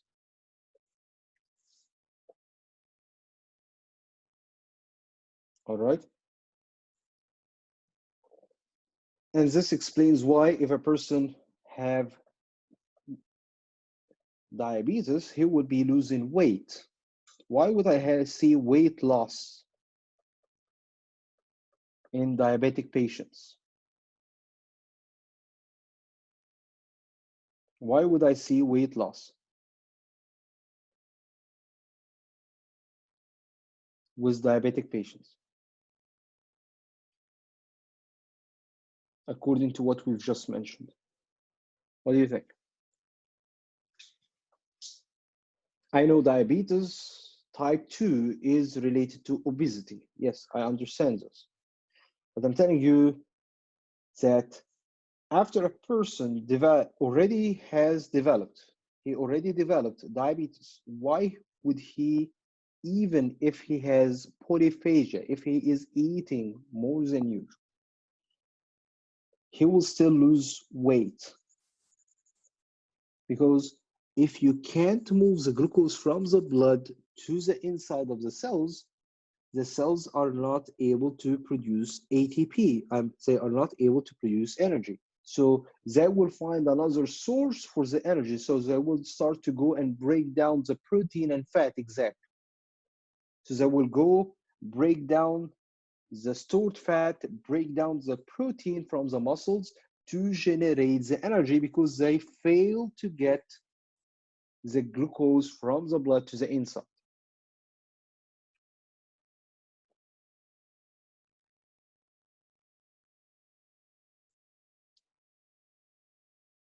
All right. Easy, easy.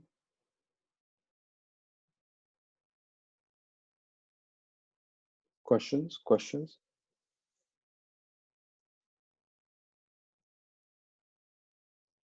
All good, all good. All right, so again, effects of insulin would be lowering down the blood glucose levels, enhances the membrane transport of the glucose, especially in the fat and the muscle cells for consumption and for storage in the form of glycogen.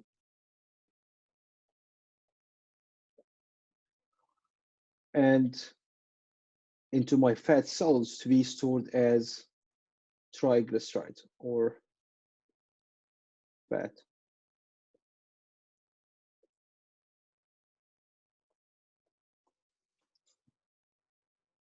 Insulin is essential for normal neuronal development, learning, and memory. So if you want to go to a morning class and have a better performance during class time, so what you're gonna do, you're gonna eat a snack. Why? Because once you absorb this glucose, you're gonna be releasing insulin, which enhances memory. And it makes perfect sense, because one of the things that your brain is willing to get all the time is going to be the glucose. So insulin boosts the brain function. This is the balance created here by the glucagon and the insulin. So in case of low blood sugar levels, again, my pancreas is going to be releasing glucagon. And again, glucagon is going to be targeting my liver cells. It's going to be stimulating the conversion of glycogen into glucose, as well as gluconeogenesis. This will increase the blood sugar levels back to normal. What if I did just eat? I did just eat, so my blood sugar levels are high. If I have high blood sugar levels, my pancreas would be releasing insulin. And the insulin will be stimulating all tissue cells to uptake the glucose to the inside. It's going to be stimulating the liver cells to store glucose in the form of glycogen. If you have extra glucose available, you're going to be enhancing the adipose tissue cells to get it in and store it in the form of fat. Once you allow the glucose inside the cells to be stored or consumed by the cells, this will reduce the blood sugar level back to normal. A normal blood glucose level gonna be around 90 milligram per 100 milliliters. 90 milligrams per 100 milliliters. This is gonna be the normal blood glucose or the average blood glucose level.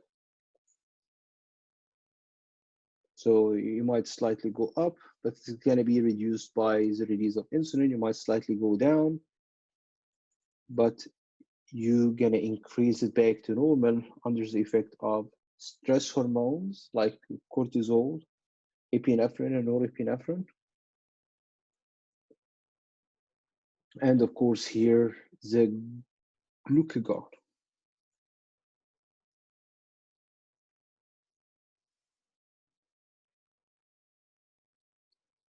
So what hormone or hormones is or are required for milk production and milk release? What do you think?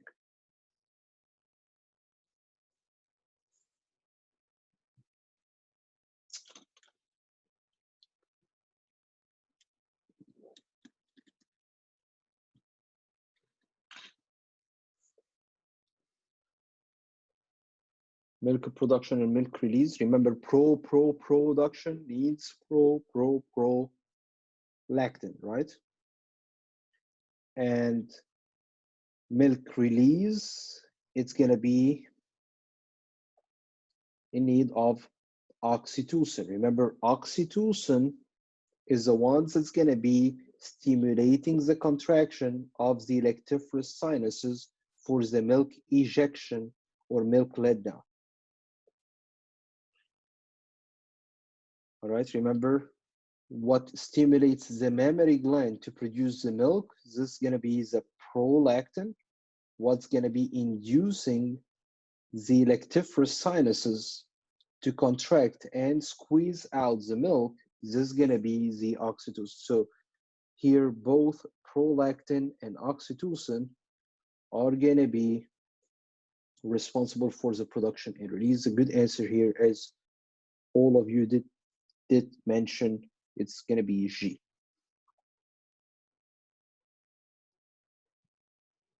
Moving on to the gonads. In females, those are the ovaries. The ovaries going to be responsible for the production of the female sex hormones, and this will include the estrogen and the progesterone.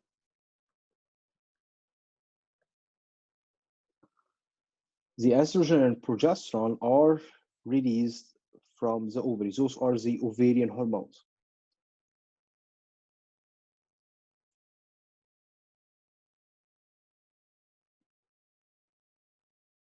When a person has fatty liver,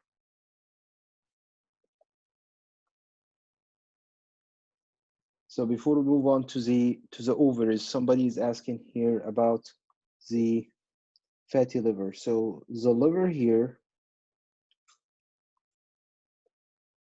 if I have excess in the intake of energy, excess in the intake of sugars, glucose. So this glucose is supposed to be transported to the liver cells, and those liver cells going to be transforming the glucose into its stored form, which is the glycogen. This is a normal, right? And this is going to be mediated by who is trying to lower down the glucose levels? Insulin, right? So if I have a lot of glucose in a way that exceeds the ability of the liver enzymes to get it converted into glycogen, what's going to happen? You can't keep it as a glucose. You need to do something with it. So rather than transforming it into glucose, because you did reach the maximum capacity of those enzymes. So let's say I can convert 10 glucose per minute into glycogen. This is my maximum capacity. If you are getting 15 glucose per minute,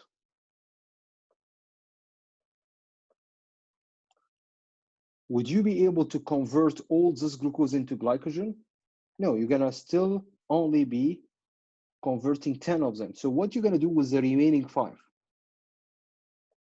That you're taking more than your capacity to transform into glycogen. Those extra 5 going to be transformed into fat, triglycerides. Normally, I shouldn't be doing this, but because the intake is beyond my capacity, the enzymatic capacity here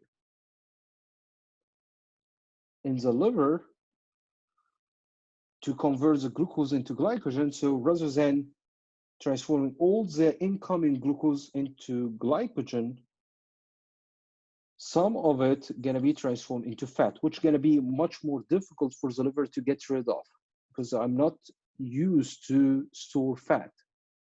I'm used to store glycogen, which is much easier to break down for the liver cells.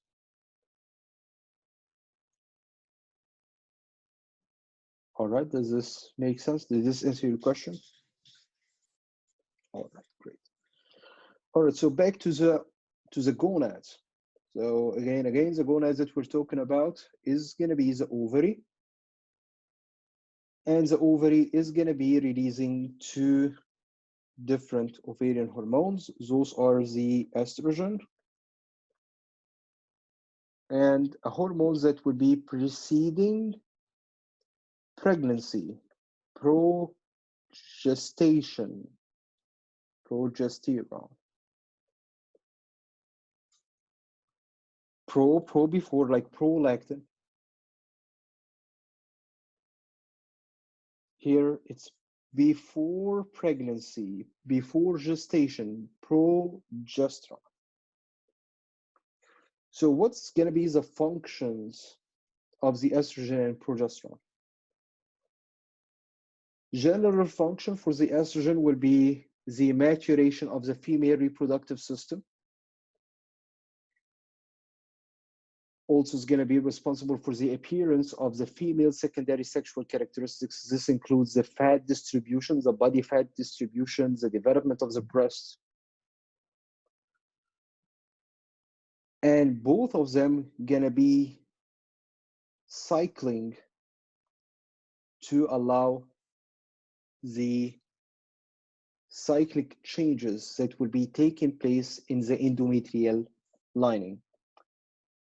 So what are the changes that are taking place in the endometrial lining?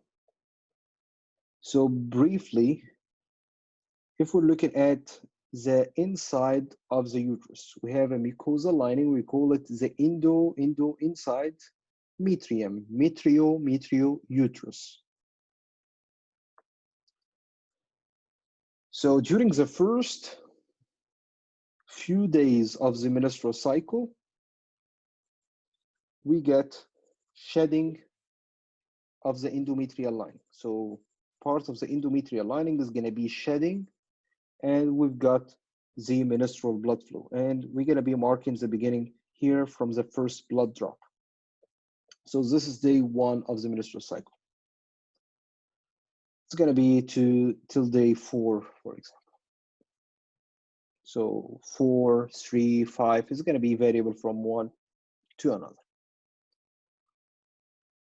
After day 4, in the ovary, we've got growing eggs that are getting prepared for one of them to get ovulated next month. So those growing eggs, or what we call the follicles, are going to be producing estrogen. So this estrogen is going to be enhancing the proliferation. It's going to be building up the endometrial lining. It's going to be building up glands, building up blood vessels in the endometrium until the time of ovulation. Once the egg got released, I don't have any more growing follicles. Rather, I would have a yellow body in the ovary called the corpus luteum. And the corpus luteum is the one that's going to be producing the progesterone. Ovulation takes place around day 14 of the cycle. We call those are the mid-cyclic changes, time of ovulation. Progesterone that gets released after ovulation is going to be also increasing the thickness of the endometrial lining, but mainly it's going to be engorging the blood vessels and fill them with blood. It's going to be enhancing the endometrial glands to release large amounts of secretions.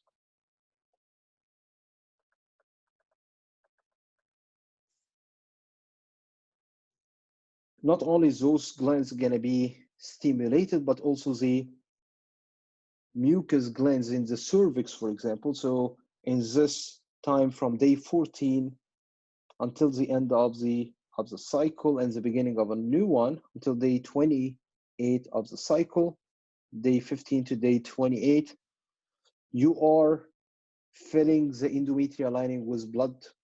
You're filling the glands of the endometrium with glandular secretions to create a favorable medium for this egg to be implanted if it gets fertilized. What happens if there was no fertilization? This corpus luteum is going to be destroyed, and there will be a decline in the progesterone levels. So there will be no endometrial lining support. So there is nothing that supports the endometrium anymore. So what's going to happen? Shedding of the endometrium, and this marks the beginning of another cycle. This is going to be day one of the next cycle.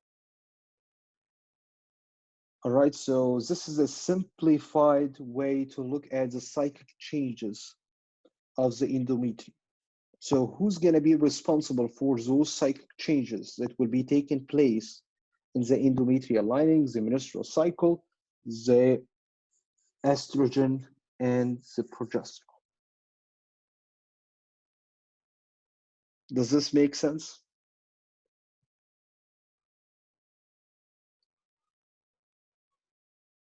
All right, so what if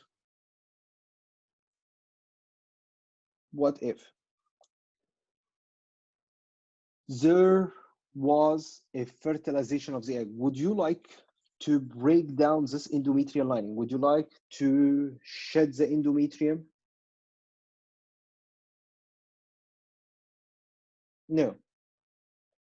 You want to maintain the endometrial lining. So I will not be breaking down the corpus luteum. I will keep it until its function gets substituted by the placenta. So the placenta that gets formed from the fertilized egg, it's going to be substituting the function of the corpus luteum, and it's going to be maintaining the endometrial lining, preventing the endometrium from shedding. All right. Moving on to the gonad. In males, this is going to be the testis, and the testis is going to be responsible to release the male sex hormones, androgens, and the most potent of them is going to be the testosterone.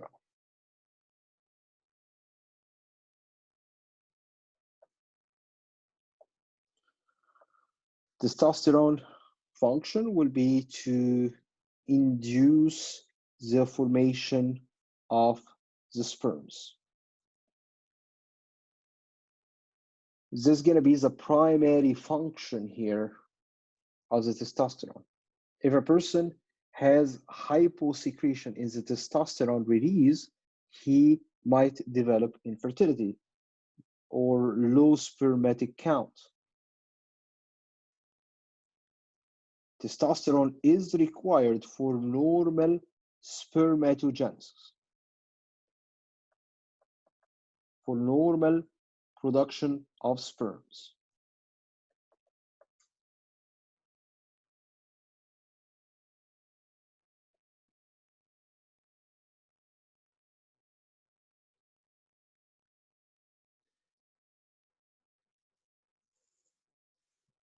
What other functions of the testosterone? We've got the secondary sexual characteristics. So the primary is going to be formation of sperms. Secondary sexual characteristics include the appearance of facial and pubic hair, deepening of the voice, increasing in the muscle bulk and the density of the bones.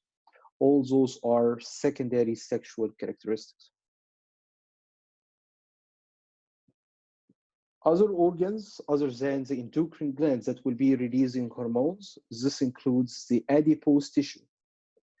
Adipose tissue cells will be releasing a set of hormones, including leptin, which is an appetite control. Think of it, adipose tissue are telling you, we've got enough, can you please stop eating? They are suppressing your appetite because those are the ones who will be storing any extra energy intake. Another hormone that gets also released from the adipose tissue is called resistin, and it's going to be antagonizing the insulin. So try to think here, I have the insulin. What was the insulin function? The insulin was enhancing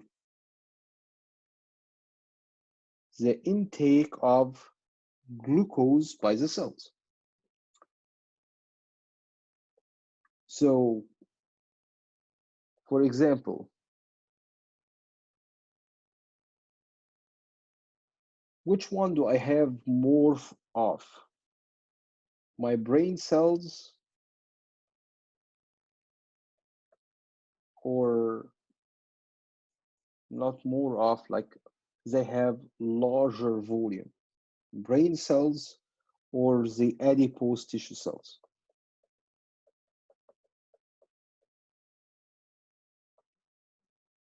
Which one do you think? All the fat cells distributed in the hypodermis, around the abdominal organs, in the abdominal cavity, around the eyeball, or the brain cells? Which one do you think gonna have much larger volume?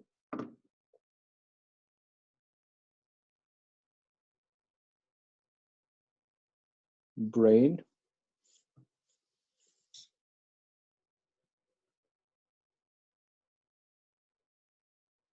Yeah, most likely fat, most likely the fat cells. Most likely fat cells. Unless a person is a bodybuilder, he is like reducing his body fat content to the minimum.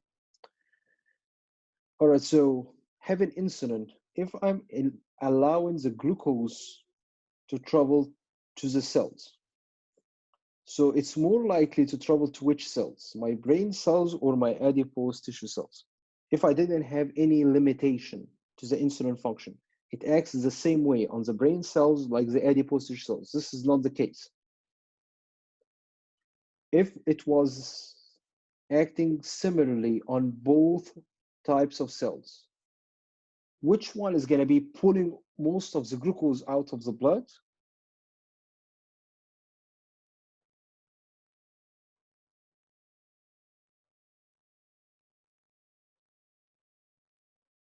Do you get my question here? Do you like me to repeat the question?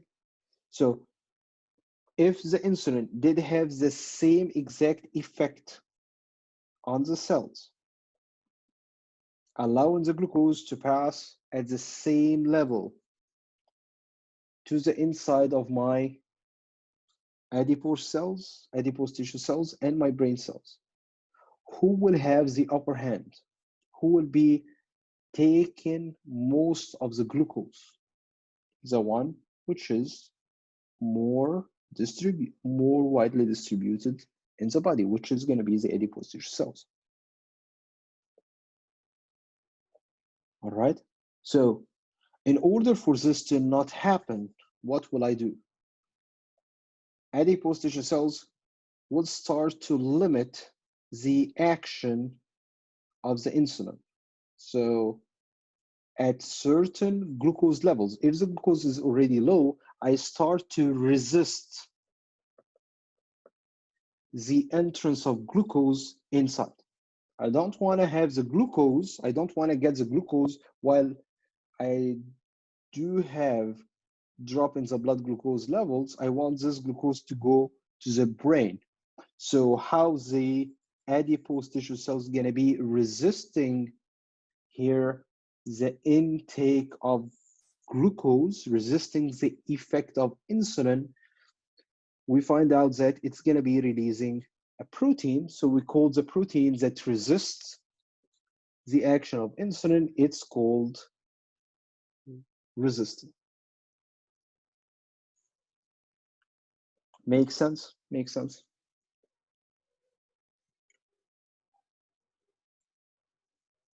Another hormone that we have released from the adipose tissue cells. Again, what was the function of the adipose tissue cells? It stores energy in the form of fat. Remember? So when would I be consuming this stored energy? When would I be consuming this fat?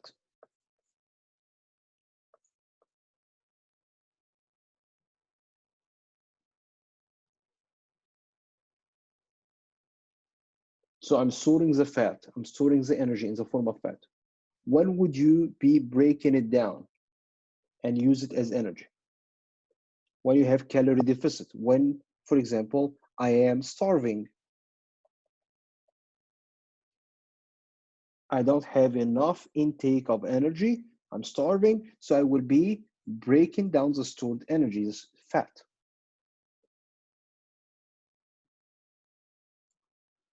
All right, so I'll tell you an example on here. If you decided to travel and you are going to the desert and you have with you 5 liters of water.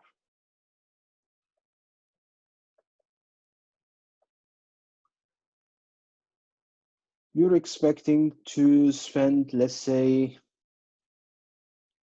a 5 days trip.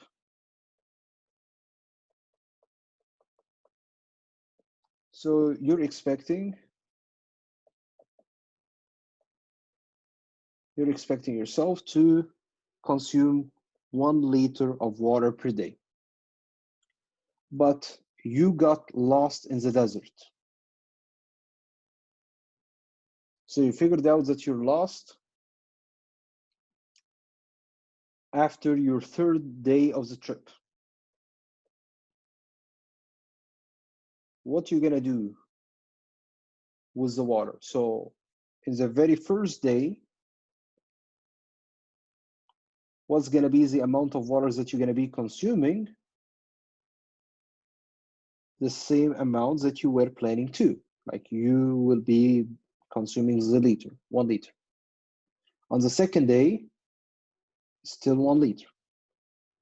Third day, still 1 liter. So when you figured out that there is something wrong, I've got lost, what will I do to the amount of water that I will be consuming? What do you think? Would you consume the same amount or less? You're gonna need to reduce the amount of water that you're gonna be consuming because you don't know when will you get home. So the same concept on here. So you're gonna be, rather than liter, you're gonna use half liter, even less, trying to keep it to the minimum because you don't know when would you go back. All right, the same concept on here. When your fat cells are exposed to deficit in the energy intake. So I have low energy intake, I'm starving. I think that this is like I'm just spending a day out of my home, so I will be consuming some of the stores that I have. But I kept myself starving for another day. I will try to reduce the amount of energy consumed from my stores. Another day, another day, another day. My fat cells will start to resist any further consumption of the stores because it's scared now. You have been consuming lots of energy recently from the stores, and the adipose tissue cells are not expecting you to lose this amount. So it starts to release a hormone that will be enhancing here the effect of insulin. In other words, it's enhancing the intake of the glucose. So I'm trying to get glucose from outside. I'm trying to preserve my stores. So the hormone here that will be enhancing the sensitivity to the insulin, trying to get more glucose into the fat cells, this is going to be my adiponectin.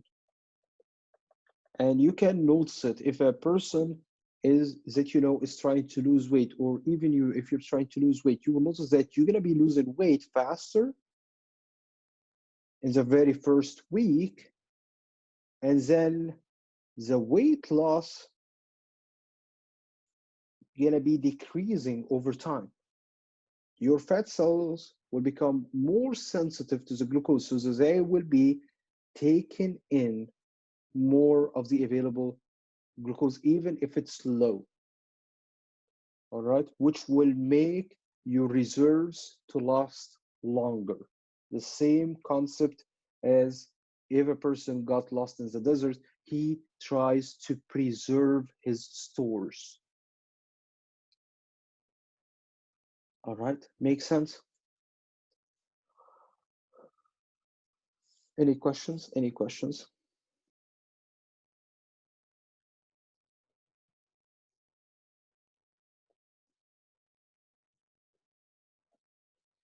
All right, so other non-glands that will be releasing hormones, including here are the enteroendocrine cells of the stomach. They will be releasing gastrin, and the gastrin is going to be stimulating the release of the hydrochloric acid in the stomach. Secretins, that's going to be stimulating the liver and pancreatic activity. Cholecystokinin, that will be inducing the motility of the gallbladder to squeeze out the bile, and this bile is going to be needed for the normal digestion of the fat. Heart also is going to be releasing a hormone called the natriuretic peptide. The natriuretic peptide is going to be responsible to decrease the blood pressure and the blood volume.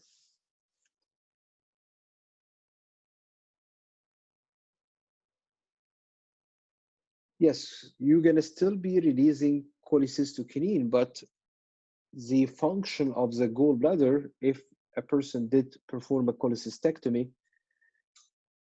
it's not going to be present. So I will not be concentrating the bile. So that's why a person after performing a cholecystectomy, we're going to ask her to not eat fatty food. Because if she doesn't have the gallbladder, this means she is not concentrating the bile. And if the bile is not concentrated, it is not going to be able to break down the fat. So it loses its function. The cholecystokinin is just a chemical signal that tells the gallbladder to contract. Cholecystectomy, it's the removal of the gallbladder. So I don't have gallbladder anymore.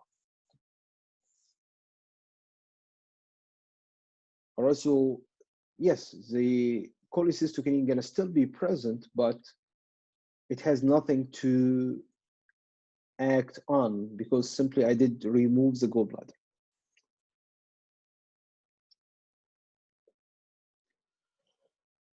All right, so heart. In the heart, we're gonna be releasing a hormone that will be reducing the blood pressure, and this is a hormone that you're gonna be spending a lot of time studying later in AP2, along with the hormone released from the kidney that opposes the atrial natriuretic peptide from the heart, which is the renin. Renin is opposing the atrial natriuretic peptide. It's going to be trying to increase the blood pressure. All right, the heart wants to reduce the pressure because it's a load on it. Kidney is trying to increase the blood pressure to get enough blood to filter, because what is the main function here of the kidney is to filter the blood. If it doesn't get enough blood or blood at enough pressure, this blood will not get filtered. Skin is going to be activating vitamin D. We call the precursor of vitamin D that gets released from the skin is the cholecalciferol. Thymus gland is a gland that is located in the chest. Its function is to allow the activation of a specific type of lymphocytes. And lymphocytes, those are white blood cells, a specific type of white blood cells to become activated. And the T lymphocytes are mainly going to be responsible for fighting viruses and cancers. So that's why when people like 50 years ago, if a child got an inflamed thymus gland, they will be removing it for him. This child later on in life starts to get more viral infections and starts to develop more carcinomas. Why? Because this was the site for the activation of the type of immune cells that is fighting cancers and viruses. Again, we call those cells are my T lymphocytes.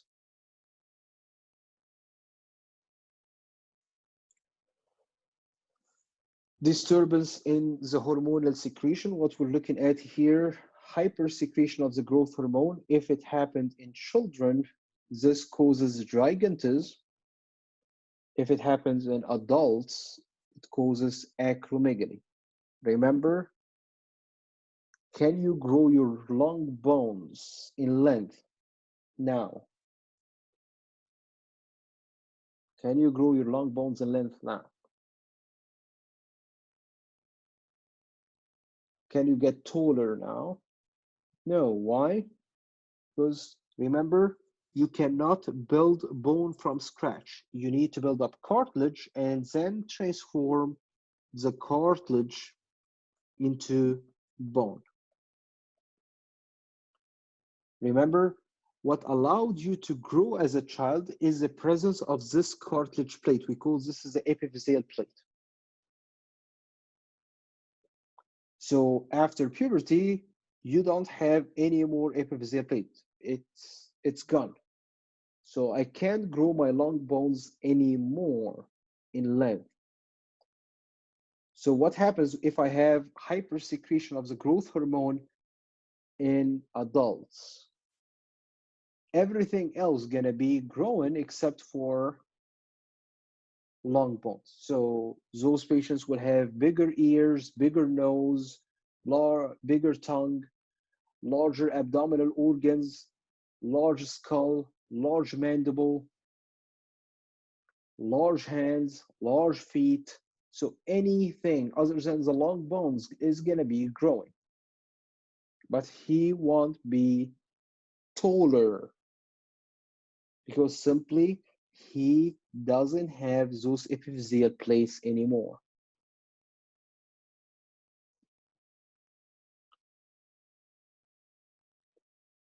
But if a person has hyposecretion of the growth hormone, this will result in pituitary dwarfism. If a person has ADH deficiency, remember ADH stands for anti-diuretic hormone. And what was the function of ADH? It was to retain water. So if I don't have ADH, I will fail to retain water. So I will have excess water release. Excess water release in the urine, this is diabetes. But this diabetes is not accompanied with glucose in the urine. It's insipidus. It is tasteless. It doesn't have a taste. The urine doesn't have sugar in it. Compared to the other type of diabetes, which is going to be due to the hyposecretion of insulin, this is diabetes mellitus or mellitus. This means it tastes like honey. And this is how they used to diagnose. So a person who has excessive urine output, this is diabetes. Yes. Before we had those urine tests and stuff, like we're talking about hundreds of years ago.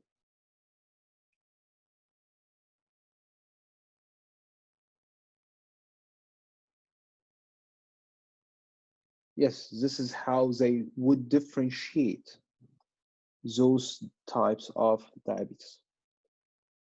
All right, so the scientists who did discover most of the science that we are currently studying, they did a lot of crazy things.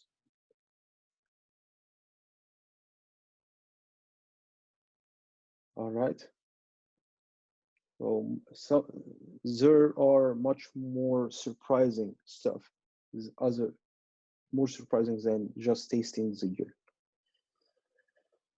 All right, so if a person has exaggerated urine output, excess urine output, we call this as polyuria, and polyuria is translated into diabetes. Diabetes is I have excess urine output, extra water in the urine. So it might be due to failure of retaining the water because I don't have ADH. So I fail to concentrate the urine. So the exaggerated water loss is diabetes. Diabetes that doesn't have sugar in it, remember, this is insipidus. Diabetes insipidus. Compared to the ones that will be resulting from having too much sugar in the blood, this is diabetes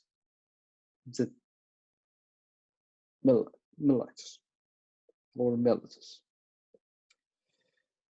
All right, what might cause ADH deficiency? It might be caused due to a trauma or a damage to the hypothalamus by a tumor, brain tumor disturbing the the function of the posterior pituitary gland.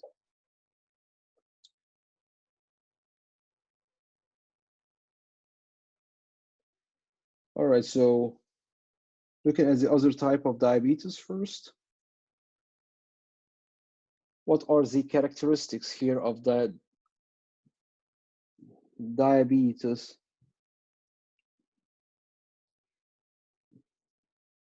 Mellitus, it's going to be polyuria. I have excessive urine output. Polydipsia, many, a lot, exaggerated. Dipsia is thirst sensation. So I'm losing lots of water. So I'm trying to drink lots of water to get it replaced. Also, those patients, remember, are not allowing the glucose to the inside of the cells. So they don't have enough ATP inside the cells, and this will make them hungry all the time. So they are having polyphagia. Remember, phago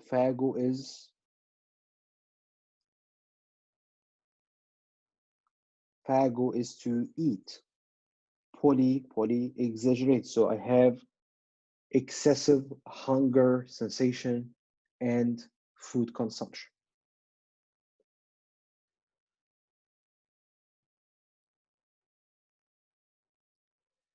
Thyroid hormone, a hypersecretion in adults, is what we call myxedema. Those patients will have slowing down of most of the metabolic activities that will be manifested as tiredness, constipation, dry skin, puffy eyes. Hyposecretion in infants, remember, this might result in cretinism. And remember, cretinism will be of small body size, will have short stature, and they will also develop mental retardation and reproductive dysfunction. Hypersecretion, this is what we call Graves' disease. The people who have exaggerated thyroid hormone secretion, they will have increased metabolic activity, increased heart rate, nervousness, weight loss, and one of the manifestations here of Graves' disease will be exophthalmos.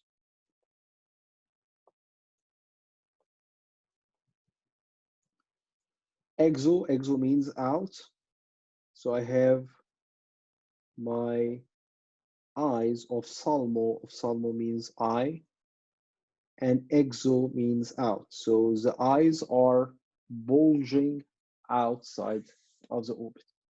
This is one of the signs that we see in Graves' disease. Goiter is an enlargement in the thyroid gland. Goiter is the enlargement in the thyroid gland.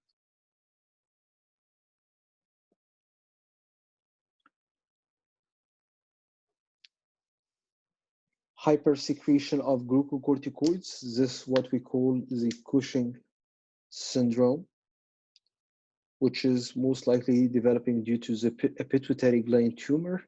It's going to be depressing bone formation, cartilage formation. It's going to be breaking down the muscle. Remember, glucocorticoids, cortisol. If you have too much cortisol, what's going to happen?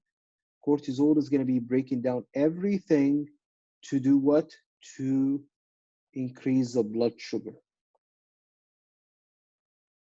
So I'm breaking down skin, bone, muscles, everything to increase the blood sugar. Remember, another function of the cortisol that we've mentioned was that it will be constricting the blood vessels.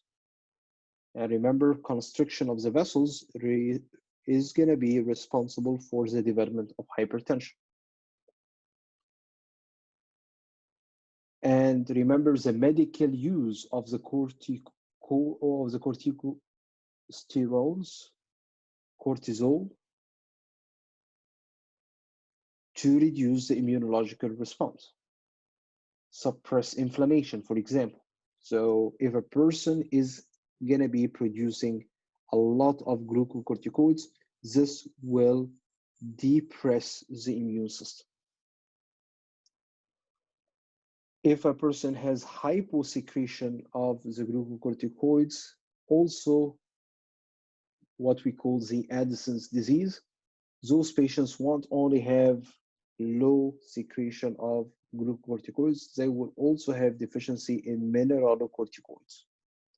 And remember, mineralocorticoids like the aldosterone,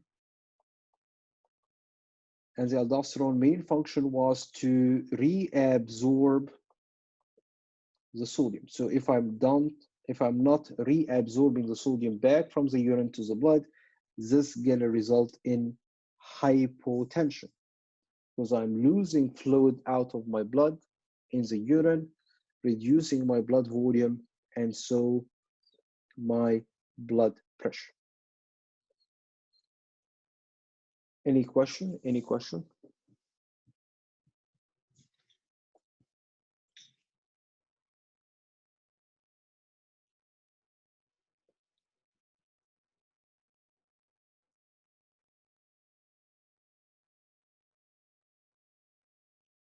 All right, we can have a 5 minutes break. We come back. We're going to have a brief discussion of the autonomic nervous system that will be for another 20 minutes or so. So we can have a 5 minutes break. Then we come back, complete our discussion of the autonomic nervous system.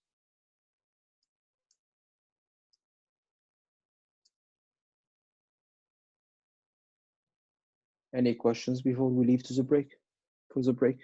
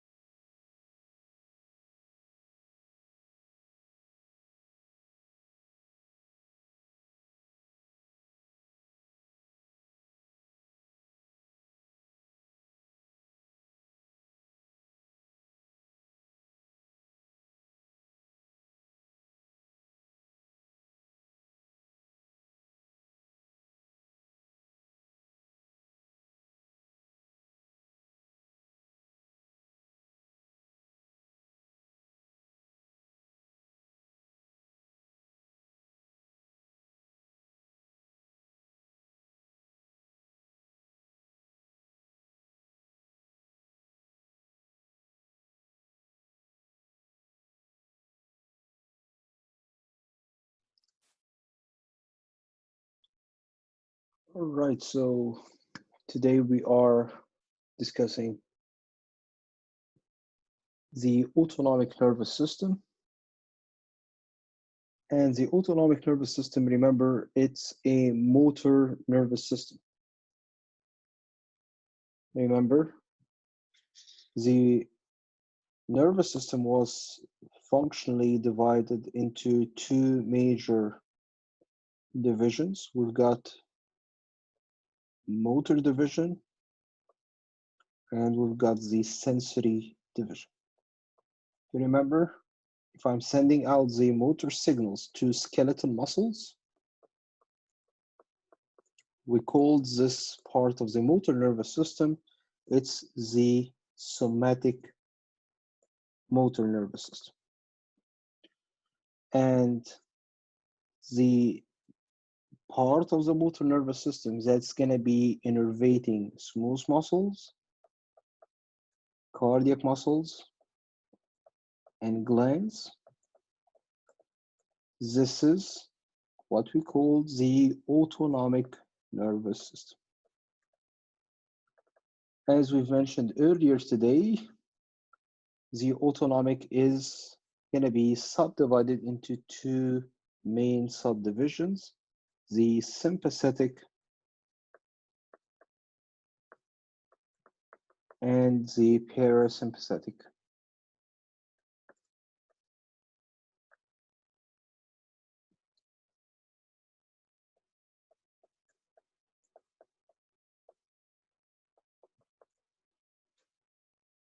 In order to understand here the difference between both of them, they are actually working opposing to one another.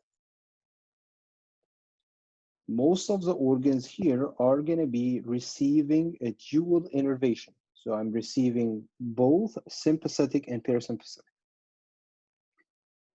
Sympathetic is going to be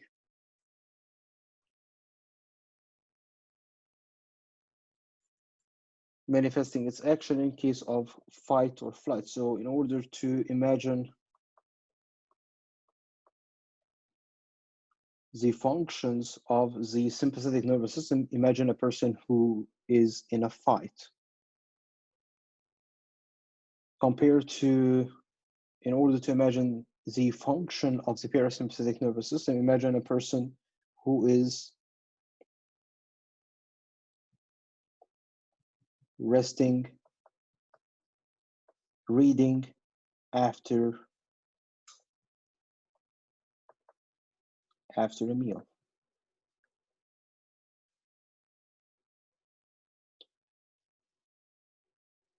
So if we're looking at the parasympathetic division, two words that summarizes the main actions mediated by the parasympathetic nervous system, those are rest and digest. So imagine a person who relaxes reading after a meal. So what do you think is going to be the effect of the parasympathetic nervous system on the heart rate when you are resting? Do you think your heart rate is going up or down when you rest? Down. So what's going to be the effect here? Reduction of the heart rate. What do you think happens to your blood pressure? Would you like to pump more blood to your organs that you are not using, or less blood? Less blood. So what's going to be the effect on the blood pressure? Blood pressure is going down.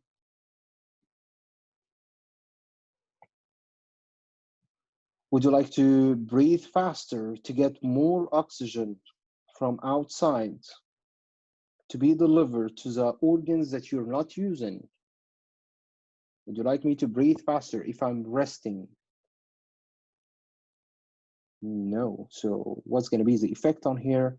On the respiratory rate, I will have a reduction in the respiratory rate that will be mediated by the parasympathetic nervous system. So when you are on the test and you're reading the question, think of those two words, rest and digest. If this is something that you're gonna need during rest or to digest, this is something that's gonna be mediating by the parasympathetic nervous system. If it's something that you're gonna need in a fight, this is gonna be mediated by the sympathetic nervous system. And you're gonna have a lot of matching questions that will be asking you, what do you think is which of the following is not an action of the sympathetic? Which of the following is an action of the parasympathetic? Just knowing those key concepts, you would be able to figure out which one is a function of sympathetic, which one is a function of the parasympathetic nervous system. So I am resting right now. Is it a good time for me to enhance the motility and secretion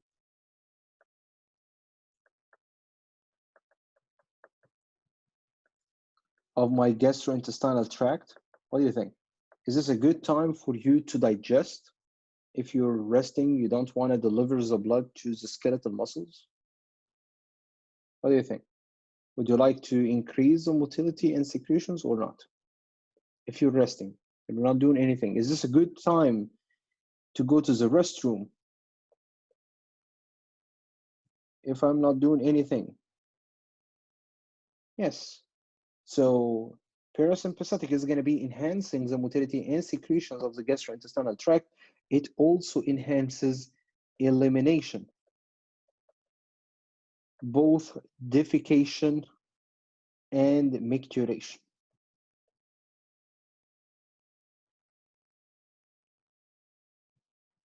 So it enhances the contraction of the urinary bladder to squeeze out the urine. Yes, have no problem with that if I'm resting. And why did we say reading? Why reading? When you are reading, are you performing a close vision or a far vision? What do you think?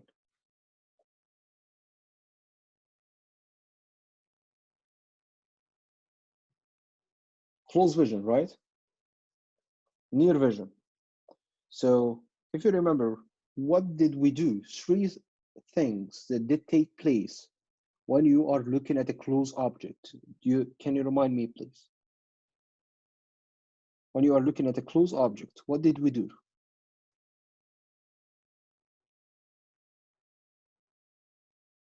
Remember, both eyes are gonna be medially rotated. We call this as convergence. Remember when you were looking at your hand and you did see 2 pictures of your hand? Why? Because your eyes were not converged. When you converge, when you are looking at your hand in front of your face, you will see only one picture because you did medially rotate your eyes. What else? If you remember, a close object is going to be emitting a divergent light rays, which is going to be much harder to focus on the retina. If you remember, in order for you to see a clear picture, you need to converge the light rays to fall on the retina.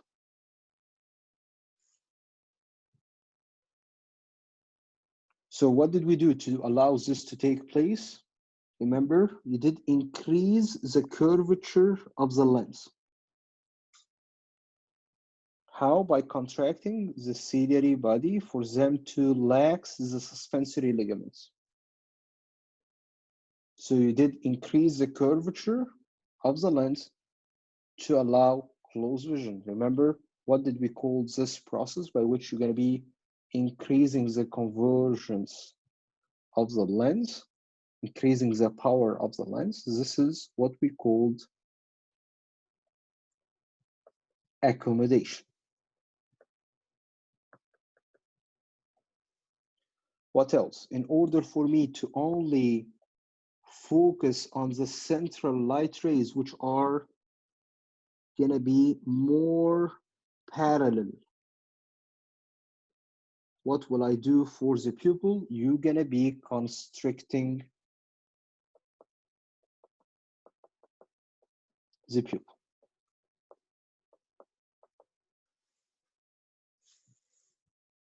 Remember, those are the three things that we did perform in closed vision. And those are going to be mediated by which part of your nervous system, which part of the nervous system would you use while you are reading? Again, is your parasympathetic or sympathetic? Parasympathetic.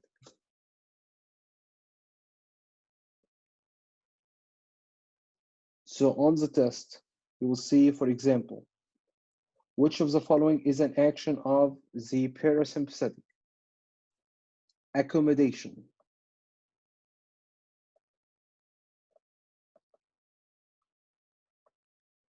increase of the respiratory rate, increase in the heart rate, reduction in the gastric motility. Which one do you think is going to be the answer for the question? Which one is an action for parasympathetic? Most of you will not remember what accommodation means. Most of you will not remember what's accommodation. All right, this is the difficulty here in this question.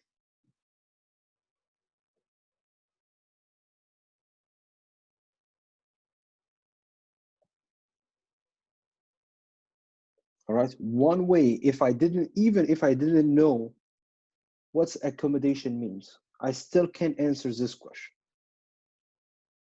Increase the heart rate, increase the respiratory rate, they don't make sense with parasympathetic. So those can be functions of the parasympathetic because a parasympathetic action is going to be illustrated by a person relaxing. So you can't increase heart rate, you can't increase respiratory rate when you are relaxed. It doesn't make sense. Reduction of the gastric motility, but remember, says here, I'm relaxing, reading after a meal. So after a meal, so would I be in need to increase or decrease the gastric motility after a meal? I need to increase it. So it doesn't also fit with the action of the parasympathetic.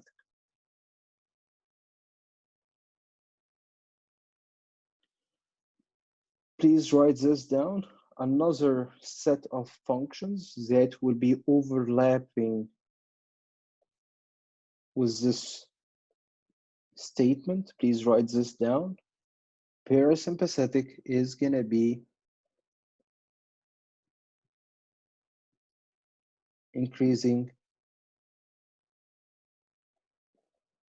See, it's a secretomotor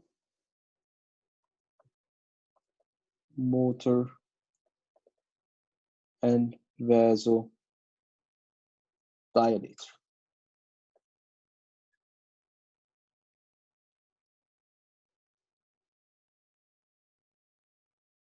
Secretomotor vasodilator. It increases secretions. All secretions in the body gonna be increased by parasympathetic.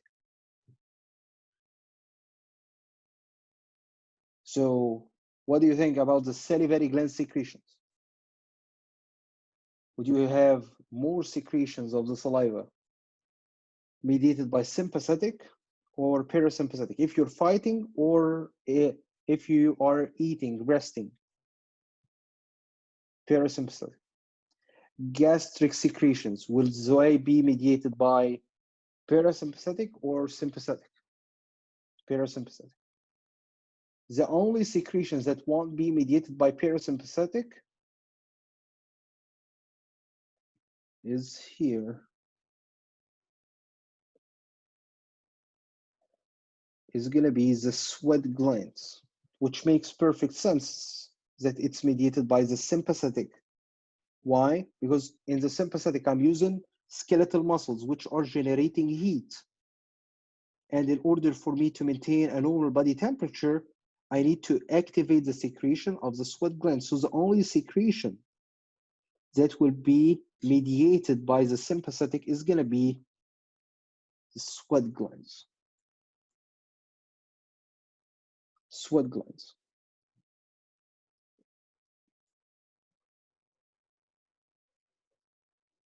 How about lacrimal glands? Lacrimal glands that are producing the tears. What do you think? Would the lacrimal glands be mediated by the parasympathetic or the sympathetic? What do you think? Guess, just guess. Parasympathetic? Any other ideas? Sympathetic? Sympathetic?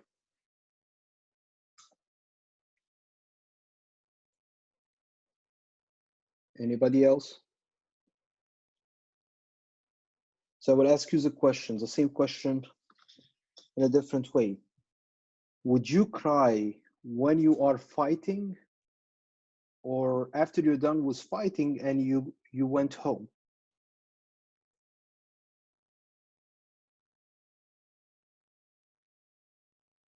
Would you cry when you're fighting or after? After, right? So during the fight, would I cry? Would I activate the lacrimal glands? No. When would you cry? When you go back home. Parasympathetic.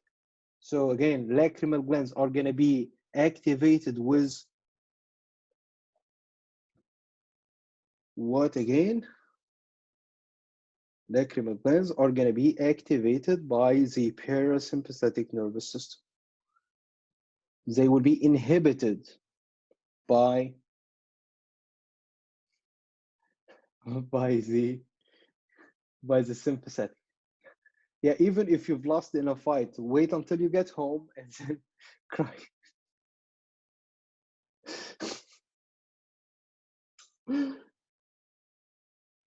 All right.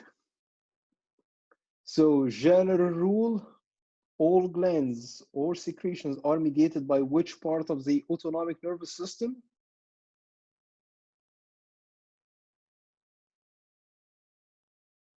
All secretions mediated by what? I can't see any response. Parasympathetic. The only one that gets mediated by sympathetic is the one that makes sense, that you're gonna need it, which is the sweat glands. Sweat glands are gonna be reducing the body temperature.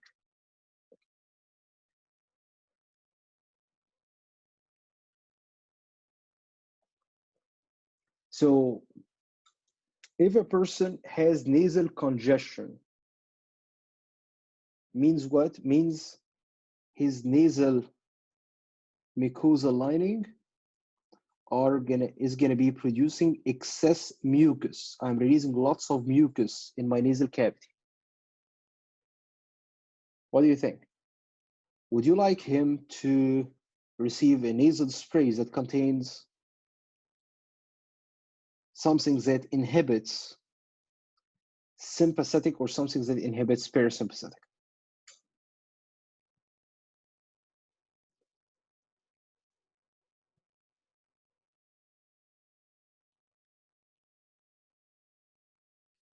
This is the importance here. This is the importance of this chapter. It is so simple if you get the concept. So I want a nasal spray that inhibits sympathetic or parasympathetic. Again, what was the function of the sympathetic nervous system in terms of secretions? Sympathetic was inhibiting secretions. And parasympathetic was doing what to the secretions? Was increasing secretions. I told you here, I have a nasal spray that I'm using to reduce the secretion of the nasal mucus. Would you like me to try something that blocks sympathetic action or blocks parasympathetic action? Which one? You want to block the one that will increase secretions, right? So you're going to be using a drug that will be inhibiting parasympathetic.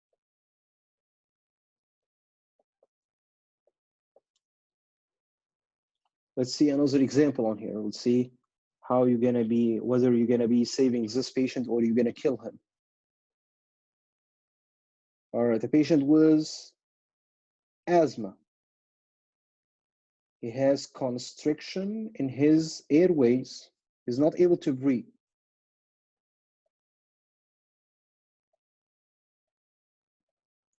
So his bronchi are constricting. Would you like him to get something that inhibits parasympathetic or something that inhibits sympathetic? What do you think?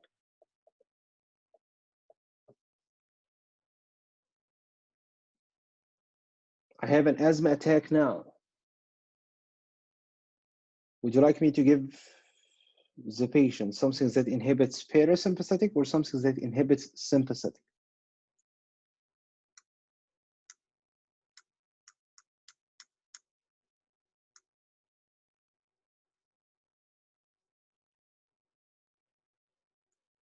Give you like 30 more seconds to think.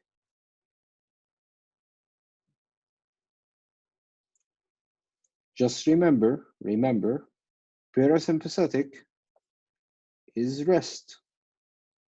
Sympathetic is fight.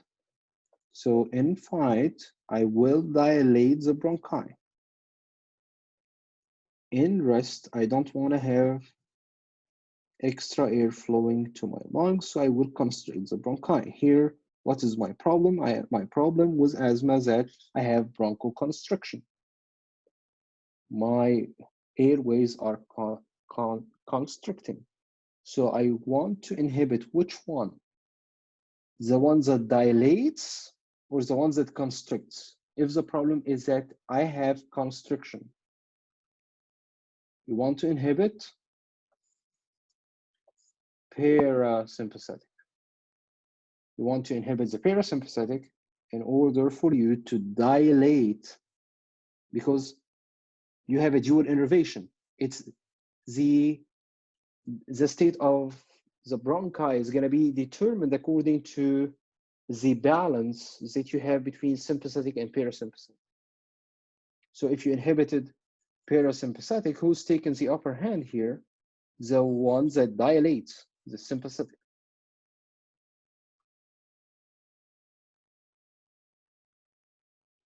So something that will be inhibiting parasympathetic, yes.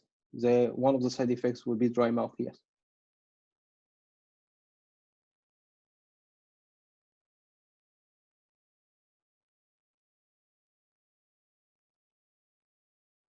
All right. If I told you something that induces the dilation, yes, at this time, here I'm telling you something that inhibits. Which one would I inhibit? So if I was asking which one would you like to stimulate, yes, definitely. If you want to stimulate, you're going to be stimulating sympathetic. But if you want to inhibit, you're going to need to inhibit parasympathetic. All right, does this answer your question here? All right, so what if a person has hypertension?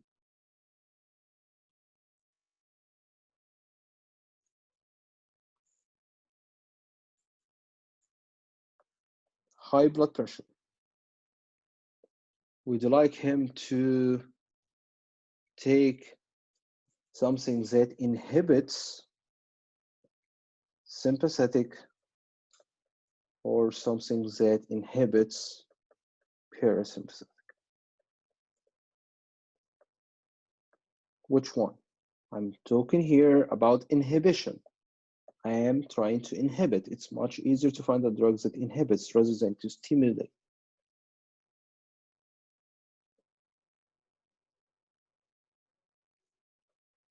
Which one would you like to inhibit for a person who has high blood pressure? Which one of the two divisions is increasing my... No, inhibits means it reduces the effect, it blocks. Inhibits means it blocks. Which one would you like to block the activity of? Would you like to block the sympathetic, or would you like to block, to cancel the effect of the parasympathetic? Remember, sympathetic is doing what to the blood pressure? All the way up here. What was the effect of the sympathetic nervous system on the blood pressure? It was increasing the blood pressure because it constricts the blood vessels. So if I have hypertension, I will be giving my patient a medication that will be doing what to my sympathetic nervous system? It's going to be blocking, inhibiting the sympathetic nervous system. All right. So this takes us to how would I use the drugs that inhibits sympathetic, for example. So we'll see here, sympathetic, like the parasympathetic, I have two neurons that are conducting the signals from one to the other. So for the parasympathetic, I have preganglionic and postganglionic. For the sympathetic, I have preganglionic, postganglionic. If you notice on here, sympathetic nervous system, the preganglionic neurons are releasing a neurotransmitter called the acetylcholine. This is the one that we've seen back in the neuromuscular junction. This is exactly the same neurotransmitters that gets released from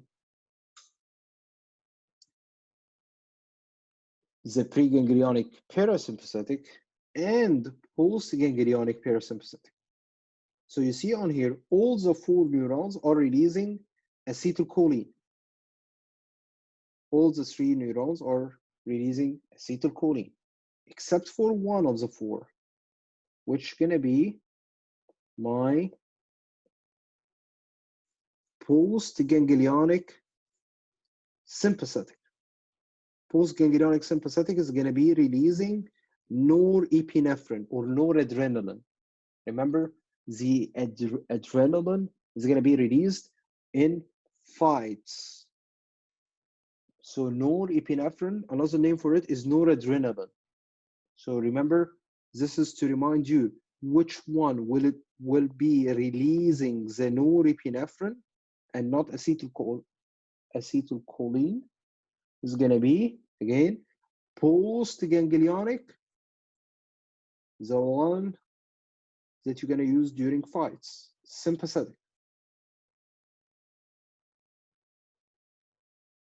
So for example here, a person who has hypertension, I want to block the sympathetic action on the blood vessels. So what will I do? I want to block the receptor for the norepinephrine that is present on the blood vessel. And what receptors do I have on the blood vessels for the norepinephrine?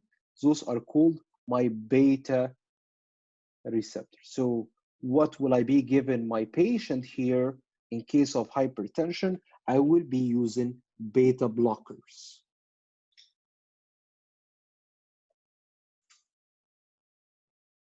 To do what? to dilate the vessels.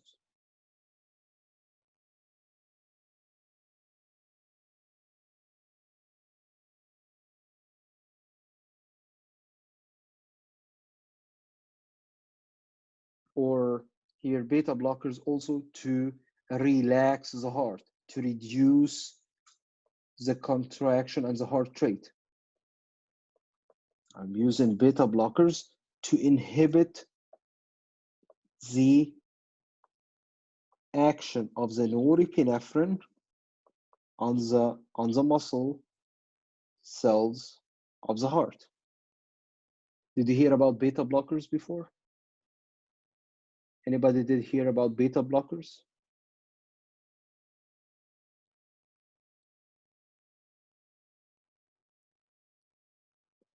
Alpha blockers is going to be the same. So it's according. So we have many receptors. We have alpha 1, beta 1, beta 2.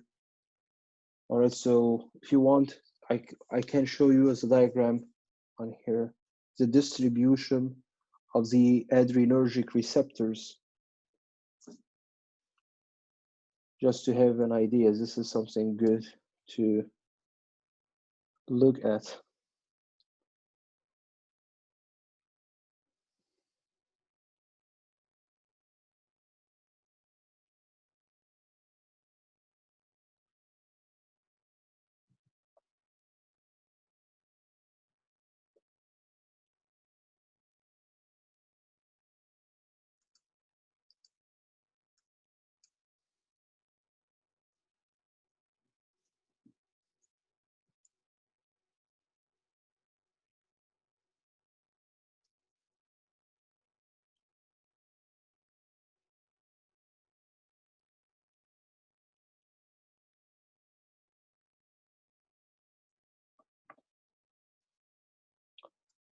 Those, for example, are the beta receptors on the different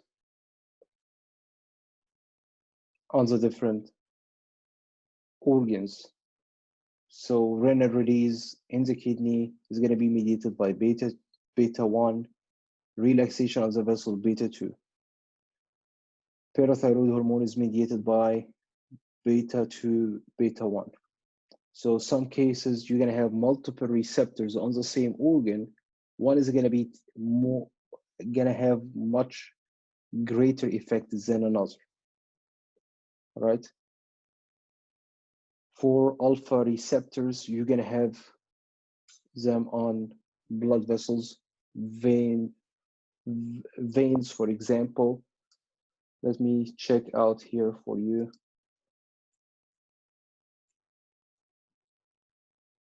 The distribution of the alpha adrenergic receptors.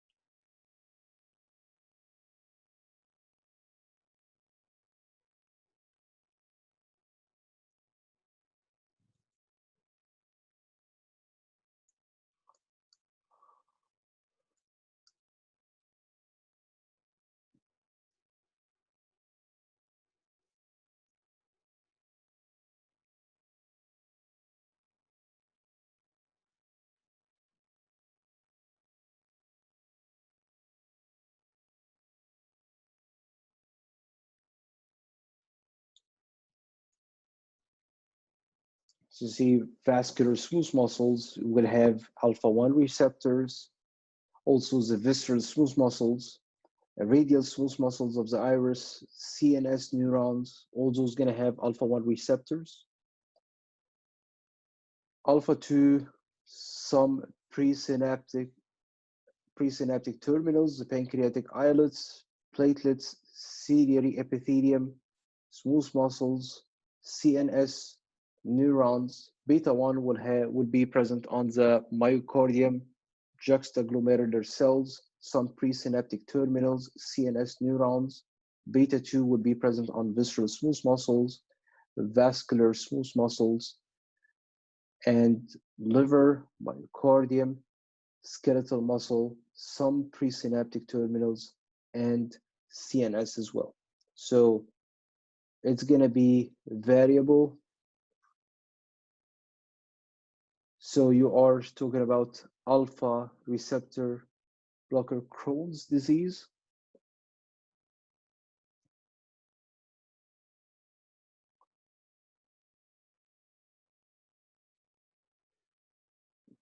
So alpha-1 receptors are going to be present on the visceral smooth muscle. So due to might be used as an inhibitor for the stimulation of the visceral muscles.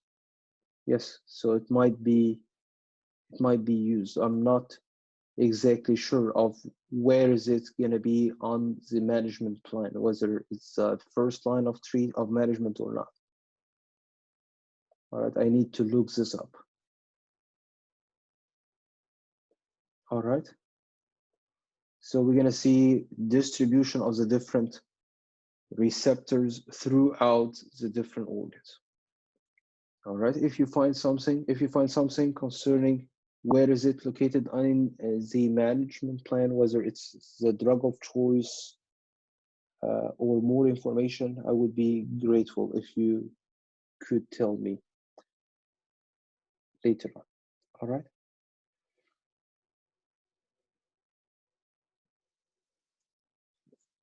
All right. So those are the very basic concepts that you're going to need to know for the lecture exam. Again, lecture exam 4, lab exam 4 are available for you to complete. Please get everything completed before the end of the semester. Again, combine all the in-class activities that you have completed all together and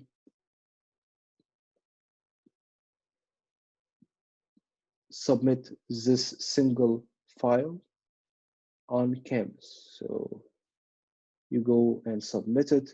When you press submit assignment, it will show you a place where you can upload. I've seen many of you did already upload their in-class activities. So please get this done. Don't forget to complete all the courseware, visible body courseware lab assignments. Some people will totally forget about those assignments. Those are a major part of your grade. Any questions for me today? Any questions for me?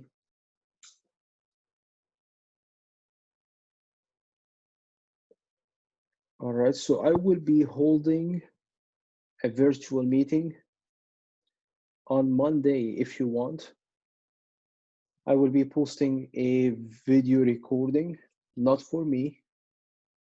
I will be looking up for a video recording that covers chapter 12 for you, or I'm sorry, chapter 13 that we did not complete. For those who want to go over a lecture before completing the chapter quiz. All right, so we've covered everything that will be on the lecture exam, but we didn't cover chapter 13 yet. All right, so I will be posting a video, not of mine, from the internet that covers the main concepts of chapter 13 to help you prepare for the chapter quiz. I will be holding a virtual meeting on Monday